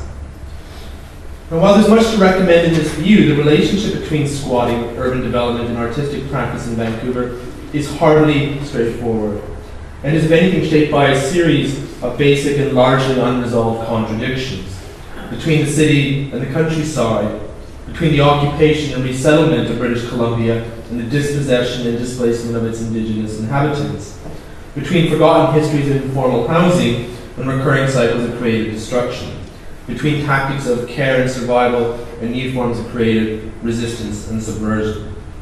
And it is in the open and indeterminate space marked out by these contradictions that is my subject this afternoon. I therefore offer this paper in the spirit of Theodor Adorno's well-worn reflections on the essay as a corrective to theory's deprecation of the historically produced. And my own aim is to sketch out a form of spatial history that is open-ended, fragmentary, and radically heretical. Since the airtight order of concepts is not, according to Adorno, identical with existence, the essay does not strive for closed, deductive, or inductive construction. It revolts above all against the doctrine that the changing and ephemeral is unworthy of philosophy, or for that matter, history and geography. Against that ancient injustice toward the transitory by which it is once more anathematized conception. As I've argued elsewhere, the conceptual armature required here must to a large extent mirror the very provisionality of squatting itself. It would, in other words, be misguided to plot a strongly vectored historical narrative that connects the network of early landholdings and squatter settlements in the Lower Mainland with the various communities we know today. After all, as a number of geographers and historians have argued, the resettlement of this region was an uneven and violent process in which the Canadian Dominion struggled to manage the appropriation of legal, social, and physical space. And squatting provides not only a minor history of these struggles, but a privileged point of view for understanding the various entanglements of capital, of law and violence that underpin the making of Vancouver. And this is a history of makeshift cottages, of boat houses and shacks, of precarious and informal urban settlements, of experimental housing initiatives, as well as radical autonomous communities. It is a history shaped by a complex patchwork of customary beliefs and rights, the improvised use of materials and skills, and the development of emergent forms of dwelling, sociality, and cooperation. And I would add that the figure of the squatter themselves was itself a source of multiple framings and interpolations. In retracing the contours of this history, I do not seek to posit a blithe romanticism about squatting, Nor do I mean to sidestep the sheer precarity and insecurity that many have historically faced in seeking adequate forms of housing and shelter. This is more of a one episode within a wider book-length project about the history of urban squatting from the 1960s to the present. It's a book about radical politics and development of more just and equal spaces in our city. And what I do in the book is really to chart the everyday practices and political imaginations of squatters. In the book, I examine the composition of alternative collective spaces in cities across Europe and North America. And to do so, the book explores why thousands of people in cities such as London and Amsterdam, Berlin and New York suddenly chose to occupy empty flats and other buildings. It examines who were these squatters, what were the central characteristics of urban squatting, be they goals, action repertoires, and political influences. And in what way did these practices promote an alternative version of the city as a key site of political action and revolt? For many squatters, the city represented both a place of political protest and creative reappropriation, but also a site of endurance and survival. And in the book, I argue that the recent history of squatting in Europe and North America forms part of a broader narrative of urban development, dispossession, and resistance. It draws particular attention to the ways in which squatting and other occupation-based practices reimagined the city as a space of necessity and refuge, of gathering and subversion. And the book thus tells the story of squatting as an expression of an autonomous understanding of shared city life. And it does so in two ways. First, the book examines how ordinary people became squatters in order to take control of their own lives and respond to basic housing needs.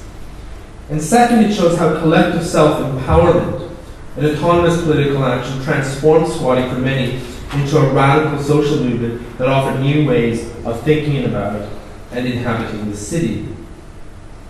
And this is a project that draws on extensive research conducted across Europe and North America, and it retraces the history of urban squatting since at least the 1960s, though in many cases I also dial back to earlier periods, including the chapter on Vancouver. It also takes up questions surrounding the relationship between squatting and broader struggles over the meaning of urban space. And as the Marxist geographer David Harvey has often reminded us, cities have perhaps become the key site for a variety of spatial struggles, which for Harvey speak to the intimate connection between the development of capitalism and urbanization. And the core thesis of the book is, in this respect, a simple one, that squatting should be seen as a political other to creative destruction, and that we find in the various lives, the spaces, the practices of squatters, an alternative vision of the city that grows ever more necessary, ever more urgent in the face of capitalist urbanization. And this raises, it seems to me, important questions about the nature of urban struggle and the resurgent role of occupation, temporary or otherwise, as a legitimate resource or tool for resistance in a new age of austerity and crisis. At the heart of this project, in turn, is the close relationship between the articulation of an alternative right to the city and a radical reclamation of the built environment. And the book shows how for many people across Europe and North America, the squat became a place to reimagine the city. It was a place that challenged housing precarity, rampant property speculation, and the negative effects of urban redevelopment and regeneration.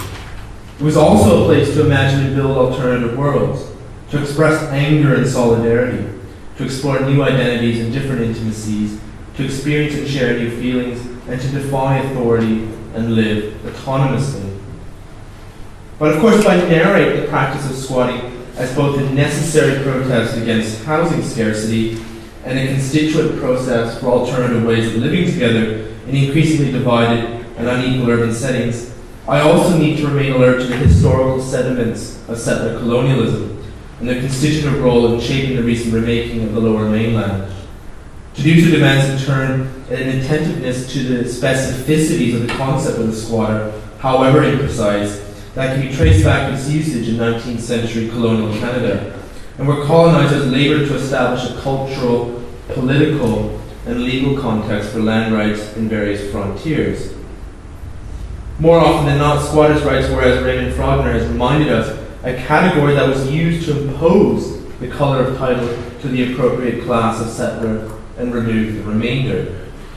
There is in fact considerable historical evidence to show that even before the Confederacy, land officials across the Canadian Dominion were mobilizing the concept of squatters' rights as on the one hand a way of introducing market-based private property rights, and as on the other hand as a sort of Trojan horse that could provide entry for settlers to land that was initially ceded to indigenous communities. Officials also used legal preemption as a way of negotiating the growing number of squatters on Crown land, and in many other instances, settlers violently displaced Aboriginal people from their homes without even the formality of filing a preemption. Such complex legal geographies, as well as the micropolitics of violence they often subsume, have been explored to good effect by a number of scholars, like Blomley, Hamar Foster, Sidney Herring, Munisa Mawani, and Paige Redmond, among others. And they're not the main query here, though they do take on a heightened significance in British Columbia, where Aboriginal title was never officially extinguished, and where settlers in the wake of the Land Ordinance of 1861 could preempt any Crown-claimed land that was not an Indian reserve and did not contain Indian improvements, so long as they improved the land and resided on it permanently without being absent for more than 2 months. As the historical geographer Cole Harris has long reminded us, most British Columbians are not only immigrants, but the occupiers of spaces that recently belonged to others. And in British Columbia, land, according to Harris, was a new opportunity. Life here was about occupying, controlling, and managing it, about establishing who could do what, where. In the process, settlements were created and space was reconfigured. And this resettlement in British Columbia, to borrow Harris's own felicitous phrasing, thus depended on the radical refashioning of pre-colonial native spaces, not only through the creation of a patchwork geography of small scattered Indian reserves, but through a process of violent dispossession. Native space, in the words of one historian, had to be unmade as much as it had to be made. And it's against this backdrop that I seek to position my own comments this afternoon. A disquisition on art and contested space in Vancouver must, in other words, begin with an acknowledgement of the city's history as nested within a wider process of displacement and dispossession. The creation of Vancouver saw, as Nick Blomley and others have argued, the obliteration of native geographies and the erasure of complex social life worlds, of long-standing patterns of resource extraction, as well as deeply sedimented understandings of property and kinship. The relationship between colonialism and the making of a settler city remains nevertheless something of a blind spot within the literature on squatting. In the remainder of this paper, I gathered together a scattered set of geographies that speak to a conspicuously uneven and unsettled story of occupation and resistance. It is in recounting this story that I hope to open up something of a critical problem space surrounding the relationship between spatial politics and artistic or material practice. And I hope I can also bring together some of the themes that have been running through the symposium this afternoon. In doing so, I return briefly to the Lowrys and the tiny North Shore squatter community that they were part of. The community became known in a number of Malcolm's published stories and novels as Eridanus, and a deliberate reference to a river in Virgil's Georgics.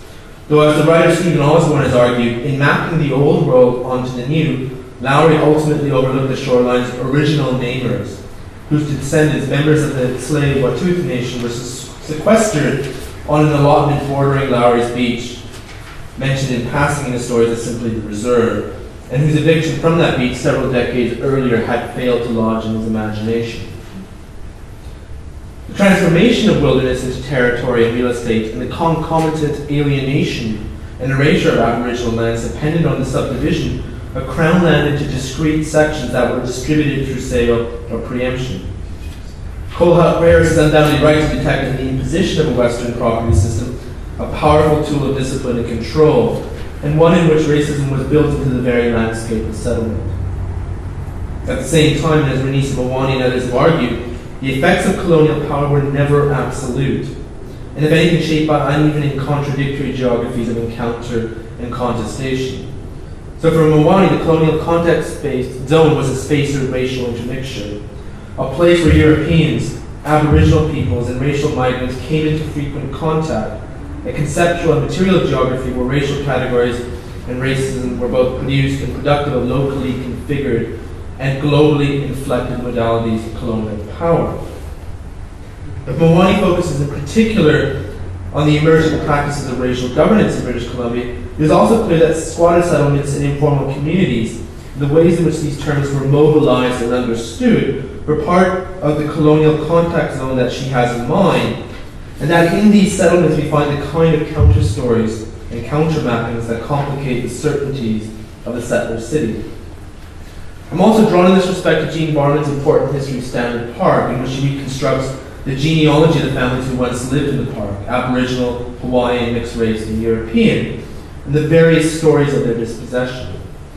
And Barman's argument is triangulated around three sites: the prominent indigenous Coast Salish community of Woiwoi, which predated the appropriation of the peninsula by the colonial government in 1858, the Kanaka Ranch and Coal Harbor, which was established by Hawaiian settlers in the 1860s outside the official boundaries of the park, and a group of mixed-race families who had settled in Brockton Point and who were pejoratively constituted as squatters by the city of Vancouver while refusing to be relocated from their homes. In the case of Brockton Point, the families were relatively undisturbed until the early 20th century, though they were routinely impugned as wrongfully and illegally occupying the land and that they should be evicted. In fact, it should be said that the Aboriginal inhabitants of Woiwoi had already been moved to Musqueam and Squamish reserves in 1888, while a small Chinese settlement at Anderson Point had been cleared a year later. It was only in the early 1920s that the city initiated eviction proceedings, as they feared that many of the Brockton Point families would be eligible to claim adverse possession under British common law. The detailed history of the legal action initiated by the city and the Attorney General of Canada is beyond the compass of my remarks today, but suffice to say that despite compelling and detailed eyewitness testimony, city officials argued that the residents had only moved to the land after it had been transferred to the Crown in 1858. The BC Supreme Court determined that the families had not settled in the park before April 1863, with the evidential particulars of an 1863 survey map of Burrard Inlet trumping the testimony of 4 Aboriginal men. In fact, this is just a 1923 map from the City of Vancouver archives documenting where this particular settlement was in fact located. What's interesting here is that after many of the families appealed to the BC Court of Appeal, which overturned the original decision and ruled that they had in fact demonstrated the minimum number of years to claim adverse possession. Victory proved fleeting, however, as the Crown made a final appeal to the Supreme Court of Canada, which overturned the appellate court's decision and reinstated the initial verdict that the Brockton Point residents were in fact illegal squatters. And they were finally evicted in 1931, with the exception of one family who were allowed to stay until their deaths in the mid-1950s. At the same time, a number of squatters living on nearby Deadman's Island were themselves forcibly evicted. There is much more to be said about the multiple understandings of indigeneity and squatting in the case of Brockton Point. Indeed, as Renisa Mawani has persuasively argued, and I quote, "In the government correspondence that preceded the trials, the family's racial designation and colonial otherness were never fully established nor disestablished. In some of the discussions, the families were referred to as a family of Indians, then Indian squatters, half-breeds, and finally squatters. In the end, the very slippages between these terms are, it seems to me, indicative of the complex configurations of law, of identity and violence, which were constitutive of British Columbia's colonial contact zone." Of course, struggles over land and housing assumed a number of different forms in the early history of Vancouver. Housing informality and urban marginality were key features of the city's development.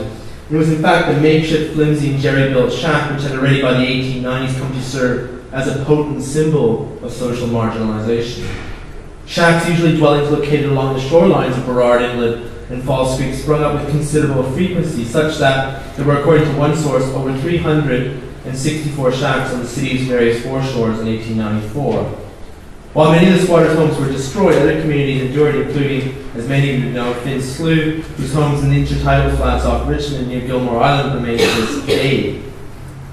As Rolf Knight has shown in his wonderfully evocative account of the Vancouver waterfront and the history and social geography of the number 20 tram line, which ran from Victory Square along Cordova and Powell Street all the way to Exhibition Park, the developing industrial and working class districts in the city's east end were emblematic of a modernity shot through with contradictions.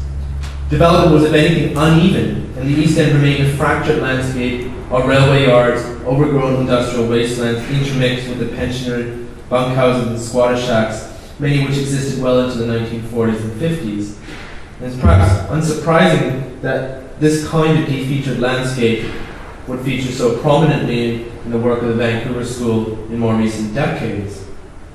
Shacks, float houses, and other forms of precarious housing were remarkably resilient as new dwellings quickly sprang up in the wake of demolitions and evictions. Now, in general, low-income households in the centre of Vancouver face a continuous shortage of adequate, inexpensive housing. Recurring cycles of creative destruction and the vagaries of a resource-based economy condemned significant numbers of the city's residents to misery, prompted many to seek out alternative forms of shelter. By the summer of 1931, over 1,000 homeless men, their relief payments slashed in the early years of the Great Depression, had occupied 4 East End jungles, the most notable of which bordered Prior Street near the C&R yards. These informal encampments were soon cleared, however, in response to a typhoid scare. The 1930s and 40s nevertheless represented a period of political foment as the East End became a crucible of agitation and dissent.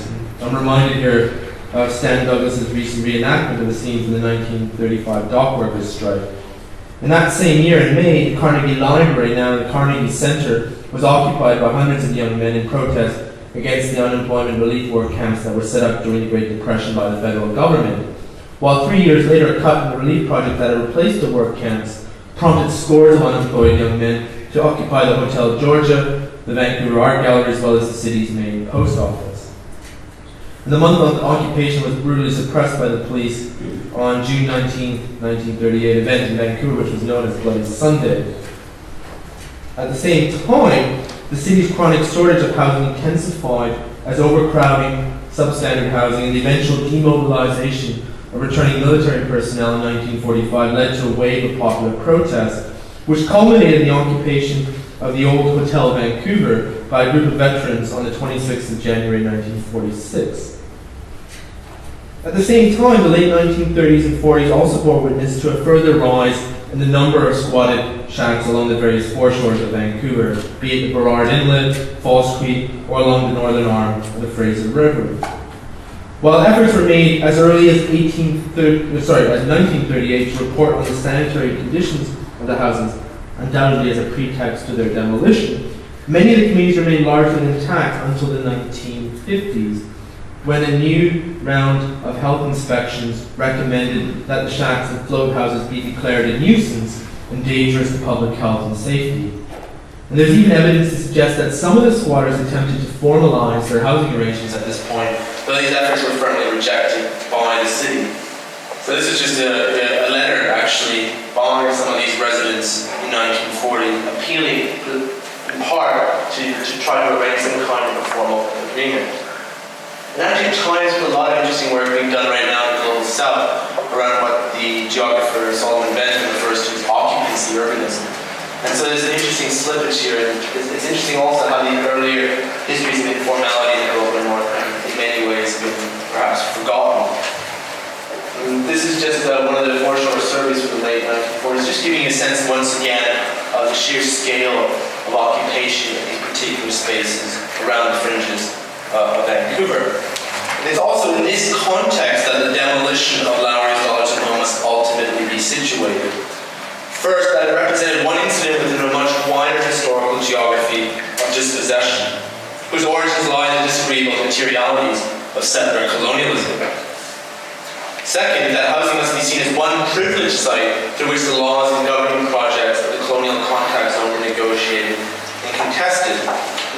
And third, the practice of occupation also testified to what Alexander Kluge and Oscar Ness have elsewhere in a very different context described as Eigensinn, as a means to account for the very micro-practices to which people are appropriated while simultaneously transforming their world.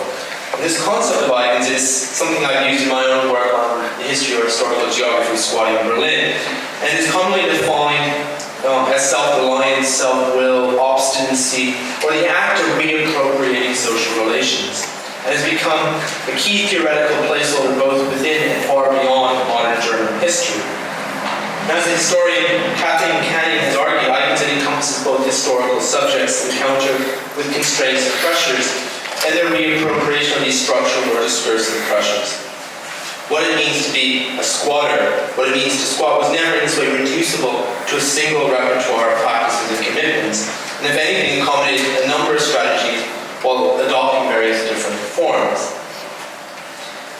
That are therefore chosen to narrate events that predate in many respects the squatter community that sprang up on the Maplewood Mudflats in the 1960s and early 1970s, and which culminated in its fiery demolition in December 1971, should not, however, be interpreted as a throwaway historicism, hermetically sealed and enclosed. Rather, as Scott Watson has argued, the 1971 official arson marked a turning point, a point of no return in the transformation of metropolitan Vancouver, and that the Maplewood intertidal squat, and the very nature of its modest geography, have been assembled in polemical opposition to it. This may well be the case, especially in light of the baleful development of Vancouver in recent decades, whether we're talking about rising homelessness, territorial stigmatization, housing precarity, or gentrification and urban regeneration. And there's another overdetermined set of activist narratives that I'm glossing over here that feature in a longer version of this paper, and are, I suspect, familiar to you all, whether we're talking about tenant organizing in the late 1960s here in Vancouver, a whole suite of countercultural projects, as well as grassroots neighborhood activism in the downtown east side, and more recent struggles over homelessness and intensifying precarity, but also the history of specific squats themselves, whether on Francis Street or in the Woodwards building. But Watson's comments also point to a defining moment within the evolution of the Vancouver art scene, and it is with this in mind that I wish to offer a few concluding comments, especially in light of the current exhibition at the Belkin Gallery. There's no doubt that the informal sculptures produced by Tom Burrows in the Maplewood Tidal Flats and the UN and Canada Council funded project/traveling exhibition in which Burrows documented the practices of squatters and self-builders across the global north and south. A divide, I should add, that contemporary urbanists are often themselves reluctant to cross, spoke to a particular conjunction of aesthetics and politics. And this was a conjunction that, it seems to me, and this is where I probably dug for cover, allied the melancholia and withdrawal that was, and is in my view, a key feature of the so-called Vancouver School, that in turn re-engaged, I'm quoting Scott Watson here, the historical problem of modernism and returned to the sanctuary of the autonomy of art. And I think actually, in fact, a more robust reevaluation of this work, especially in that period, is now desperately needed. Burrows' work during this period does not represent, it seems to me, a strategy of retreat, turning away from the social struggles of the city, nor does it seem form as a congealed architectonic model that lacks mediation, in which the tensions and contradictions of a particular city are themselves simply frozen and sublimated. Rather, we can intuit certain aesthetic possibilities here that were later foreclosed. Remainders of other ways of organizing urban space, competing visions of cityness and nature, perhaps attempts to assemble, however modest, however precarious, a kind of urban infrastructure. And finally, perhaps even a kind of anthropocenic urbanism that connects aesthetics, functionality, and activism. And I'm deliberately stretching the terms of my argument here, but I think it's worth acknowledging in light of the way in which the Anthropocene has become something of a touchstone for academics, artists, and activists. And yet, I do not want to claim too much here, especially against the backdrop of systemic settler violence. So in other words, in telling stories about squatters, what I do want to at least hold on to is the ways in which alternative spheres are assembled, pieced together, constructed, and the way in which they point towards new orientations toward how the city is produced, imagined, and secured. In the end, this demands perhaps a grounded reconsideration of the potential dispensation of autonomous life in the city, where and for who. And while this depends on a critical perspective that draws attention to the sufferings and injustices of city life, it also recasts the right to the city as a right to forge other different spaces. So to begin to produce the critical geography of occupation, to begin to write the spatial history of squatting, is, I hope, to ultimately recognize, I'm quoting Michel Foucault here, the emerging possibilities of this other world and other life. And I'll leave it there.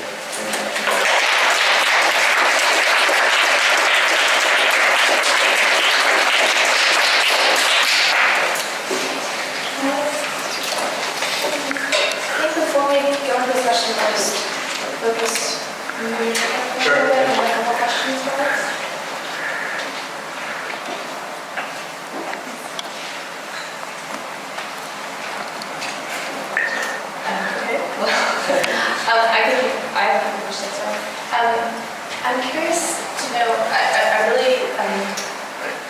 appreciated your definition of urbanism, and also, because we'll get to that in the definition, but you talked about urbanism as this place of potential quality of self-empowerment. And I'm wondering, in your Vancouver research in relationship to your work on Berlin, whether that definition of urbanism and this potential other alternative space is consistent, or whether you have in your studies? Yeah, no, I think in many respects, I think one of the challenges in trying to write on squatting is not to always buy into a particular romantic ethos that is often imagined and constructed around the figure of the squatter, which has its own history and which is interesting and compelling in all sorts of ways. And I think the challenge actually for someone who was sort of embedded within tunnel vision that comes with doing the kind of ethnographic work that I was doing in Berlin is to actually begin to think about those kinds of issues elsewhere. The way in which I was not only troubled but unsettled by doing that on my own terms, but also that those histories are so profoundly different, even if they are connected in all sorts of ways.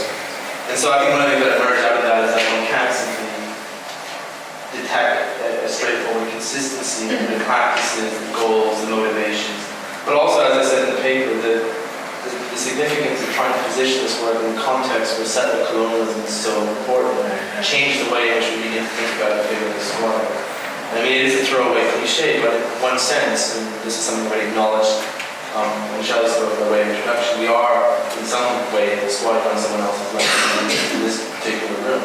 And I think those challenges really trouble the way in which we begin to think about this practice and process. And I wanted to make sure, and it's still something I'm kind of working through, the significance of that, be it in Canadian, but also I think this extends to places like Australia as well, where you do have activist communities who are involved in radical housing practices, but have to acknowledge the same issues around settler colonialism. And that's to say nothing of the United States itself on these kinds of issues. So I think these histories are themselves all imminent in particular places, and it's very hard to simply map on a very straightforward set of consistency.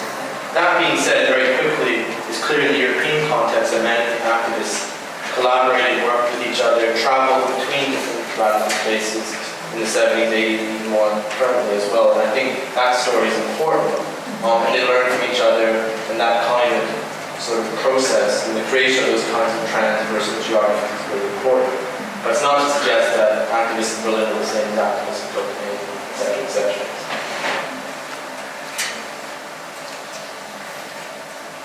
Any questions for the group, or should we open up the session?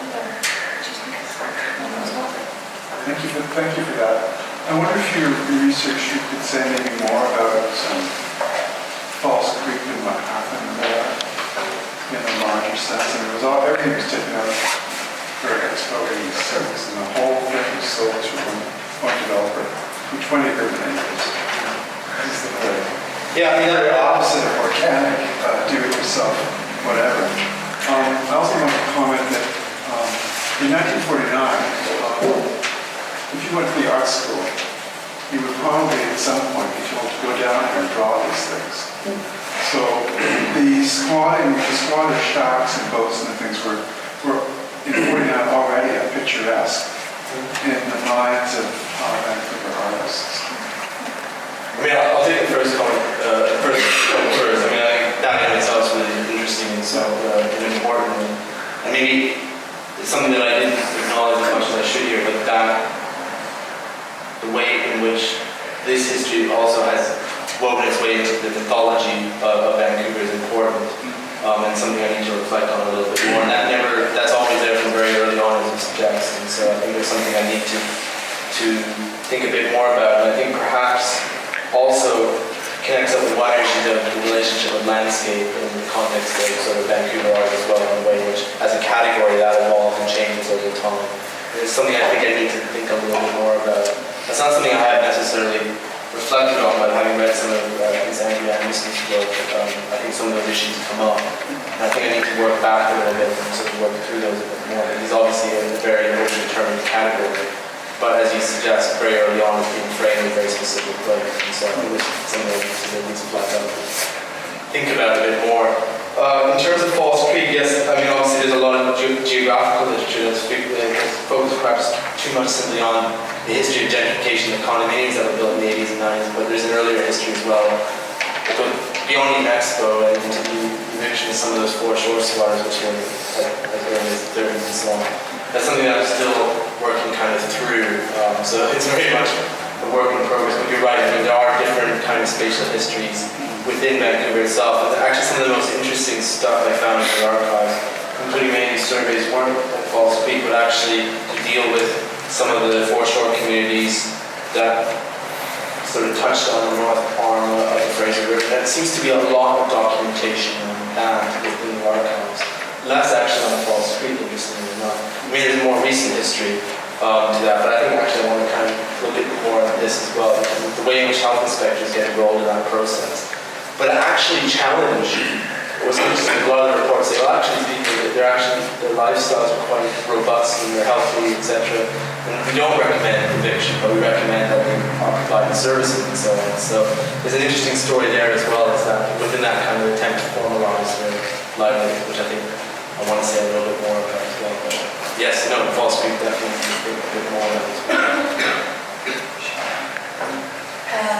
One more in the back. Great presentation. I just wondered in your research, I know this is focused on Vancouver, but you thought about the comparative West Coast context and the ways in which then the politics of squatting and kind of patterns of squatting could be compared to say Seattle or San Francisco or going down the West Coast. I'm just interested in the way in which our coastal situation and the way in which the foreshore offers certain kinds of opportunities for squatting in this particular area. I mean, the short answer is no, but I mean, the longer answer is perhaps I should actually. And as you say, like the very unique legal situation provided by the foreshore perhaps demands that I, at the very least, acknowledge things that may have been going on, as you say, in Seattle or San Francisco. And I think Oakland as well, which has always had an interesting radical history, and where squatting certainly continues to be an issue. So I think that's something I need to explore in greater depth because of precisely, as I say, a very specific set of geography that stay. I will take more of a look into that definitely. Thank you. Great. Thank you.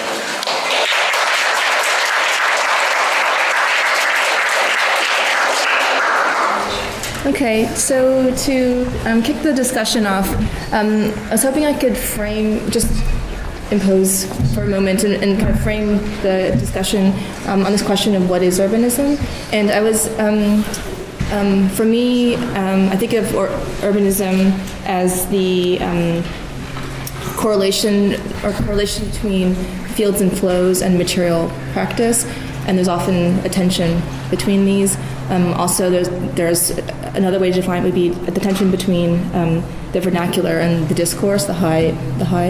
And Elke, you defined urbanism as the kind of conflation of space, labor, and bodies, and you talked a lot about how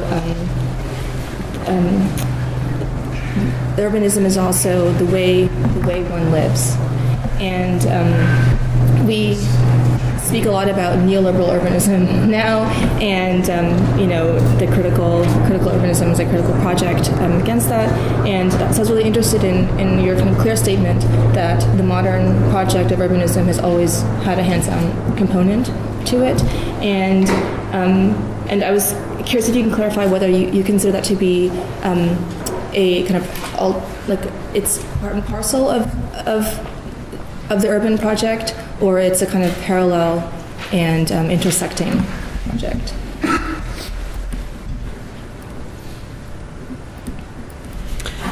I think I started out from the literal. I don't think it's my definition. I mean, if you look into a dictionary, then you will find that urbanism is it's the profession. It's what came into being in this 19th century, so that you actually plan what is going to be there in the future. So it's very much part of this modernist project that you think you can plan spatially the future that will be there.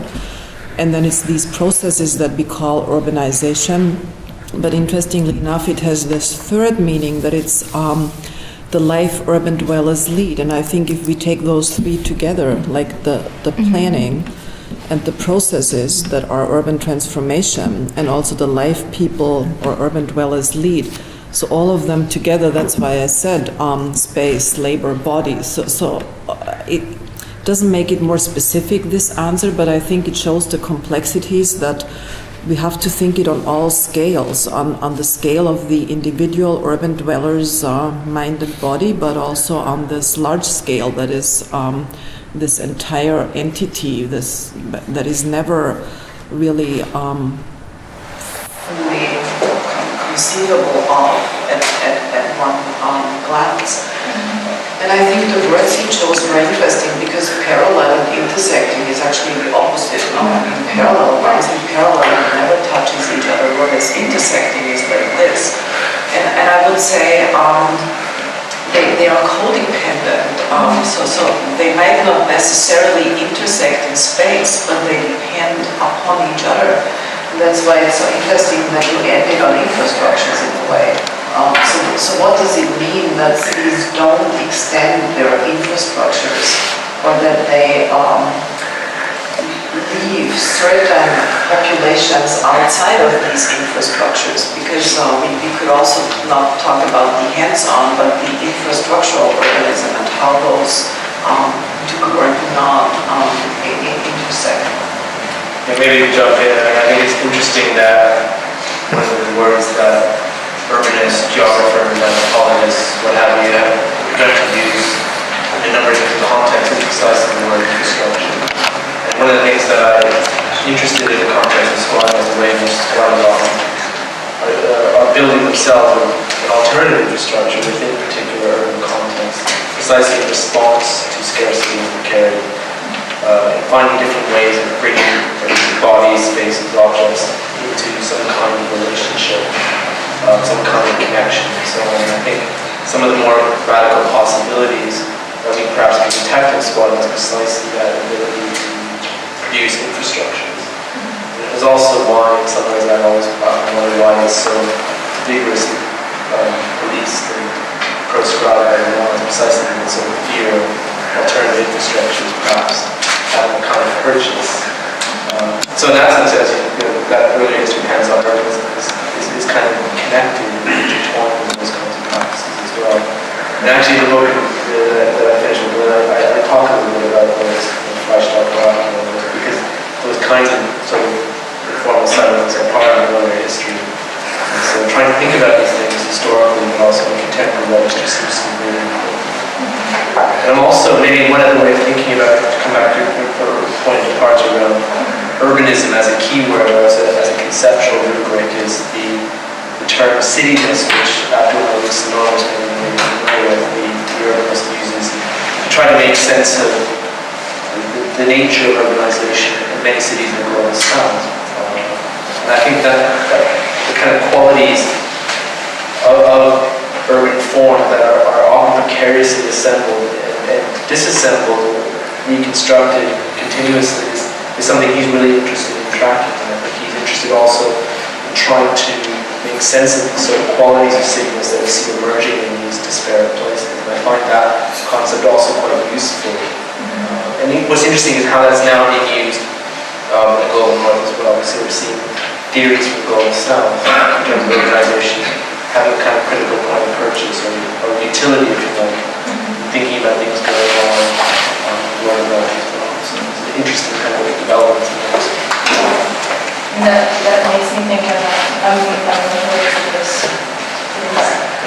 but it makes me think of this idea of fragmentation, underlies the projects that you showed today. And I think it was Neil that defined the rural city as liberalism as experimentation. Yet it produces the same results over and over again. So we look at colonization of Vancouver and most other cities. But I wonder if the idea of experimentation is interesting on working with your work. Yeah, I think. Do you know what? Yeah, I think it is interesting, but I also worry that figure that experimentation has been so, as you suggest, easily co-opted by the neoliberal city.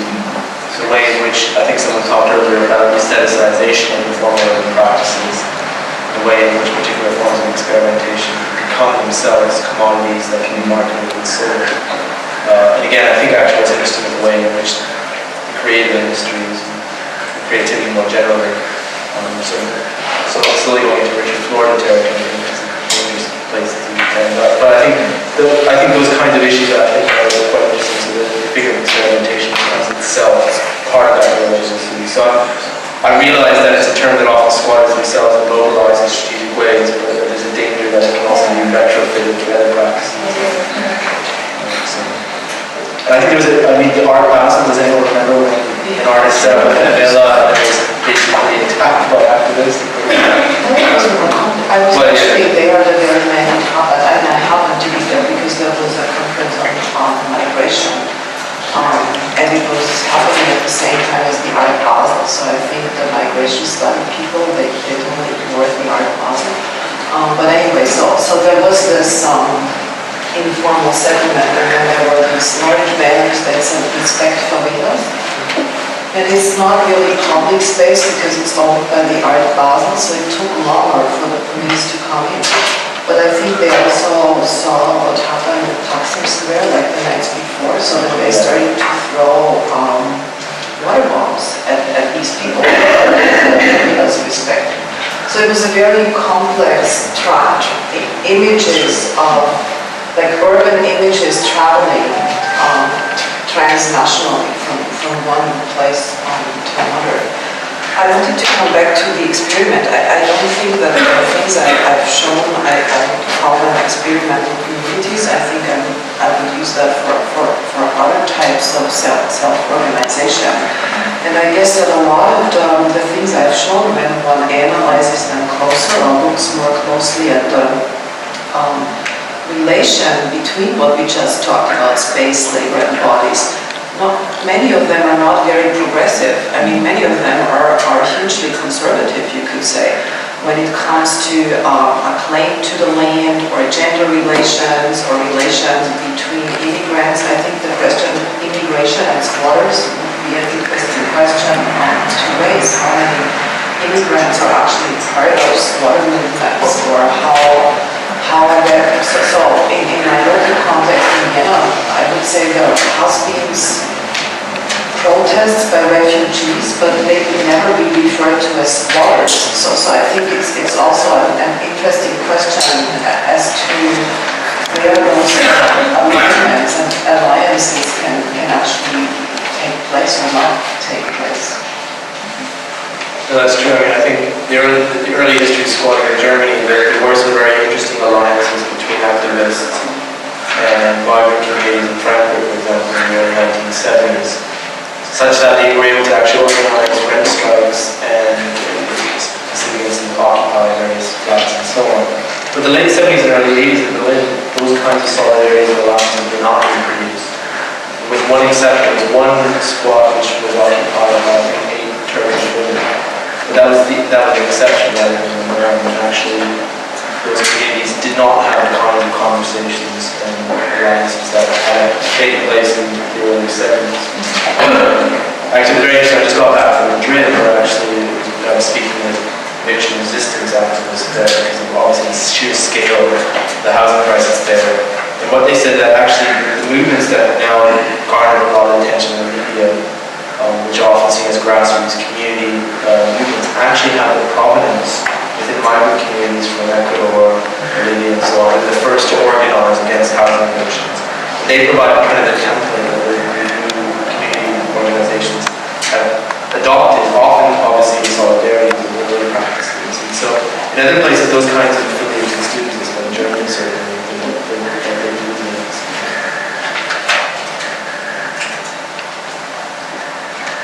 Any thoughts from the Yes. Yeah, I had a question, mostly for Elke. After Tom Burrows' squatting community was destroyed in 1976, it was not a rebellion, but it was was a shift with many artists in central Vancouver moving into industrial space. And Tom was very influential in setting up an organization because people were getting thrown out of these informal live workspaces. They were paying rent, but the city was shutting them down. And so there was still a huge shortage of space for artists. So for 10 years, Tom Burrows was a major figure in an organization called ACE, Artists for Creative Environments. And they were successful in having the city formalize low-income artist-live workspaces, probably at least 50 and up to 100. Now, the theoretical question I have for you goes back to when you were describing these periods of activism that were then followed by something else. So what happened with ACE, it pretty much folded about 1997, is that they made a kind of peace with capital. And that allowed some artists of a certain generation to have live workspace. But though many of those buildings have been effectively privatized, some of them involve public-private partnerships that are now more private than public. And we've seen an eroding of those achievements in recent years. So any comments that both of you have about this kind of process of, how did you call it, mobilization and then whatever follows?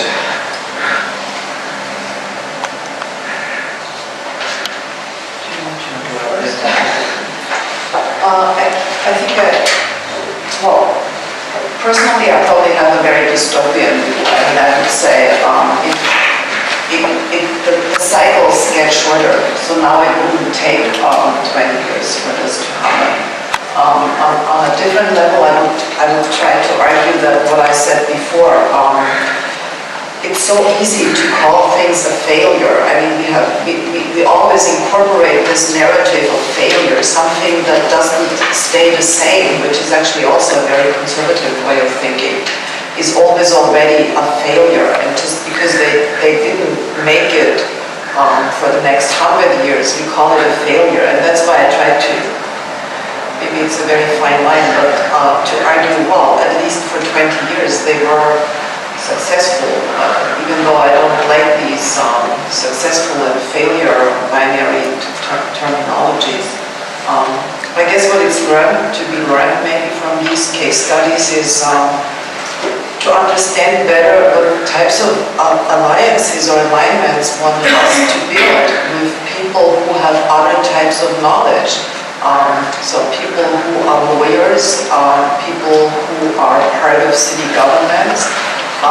So where are these transversal alignments that can build other types of resilience or resistance to what we have learned from this capitalization?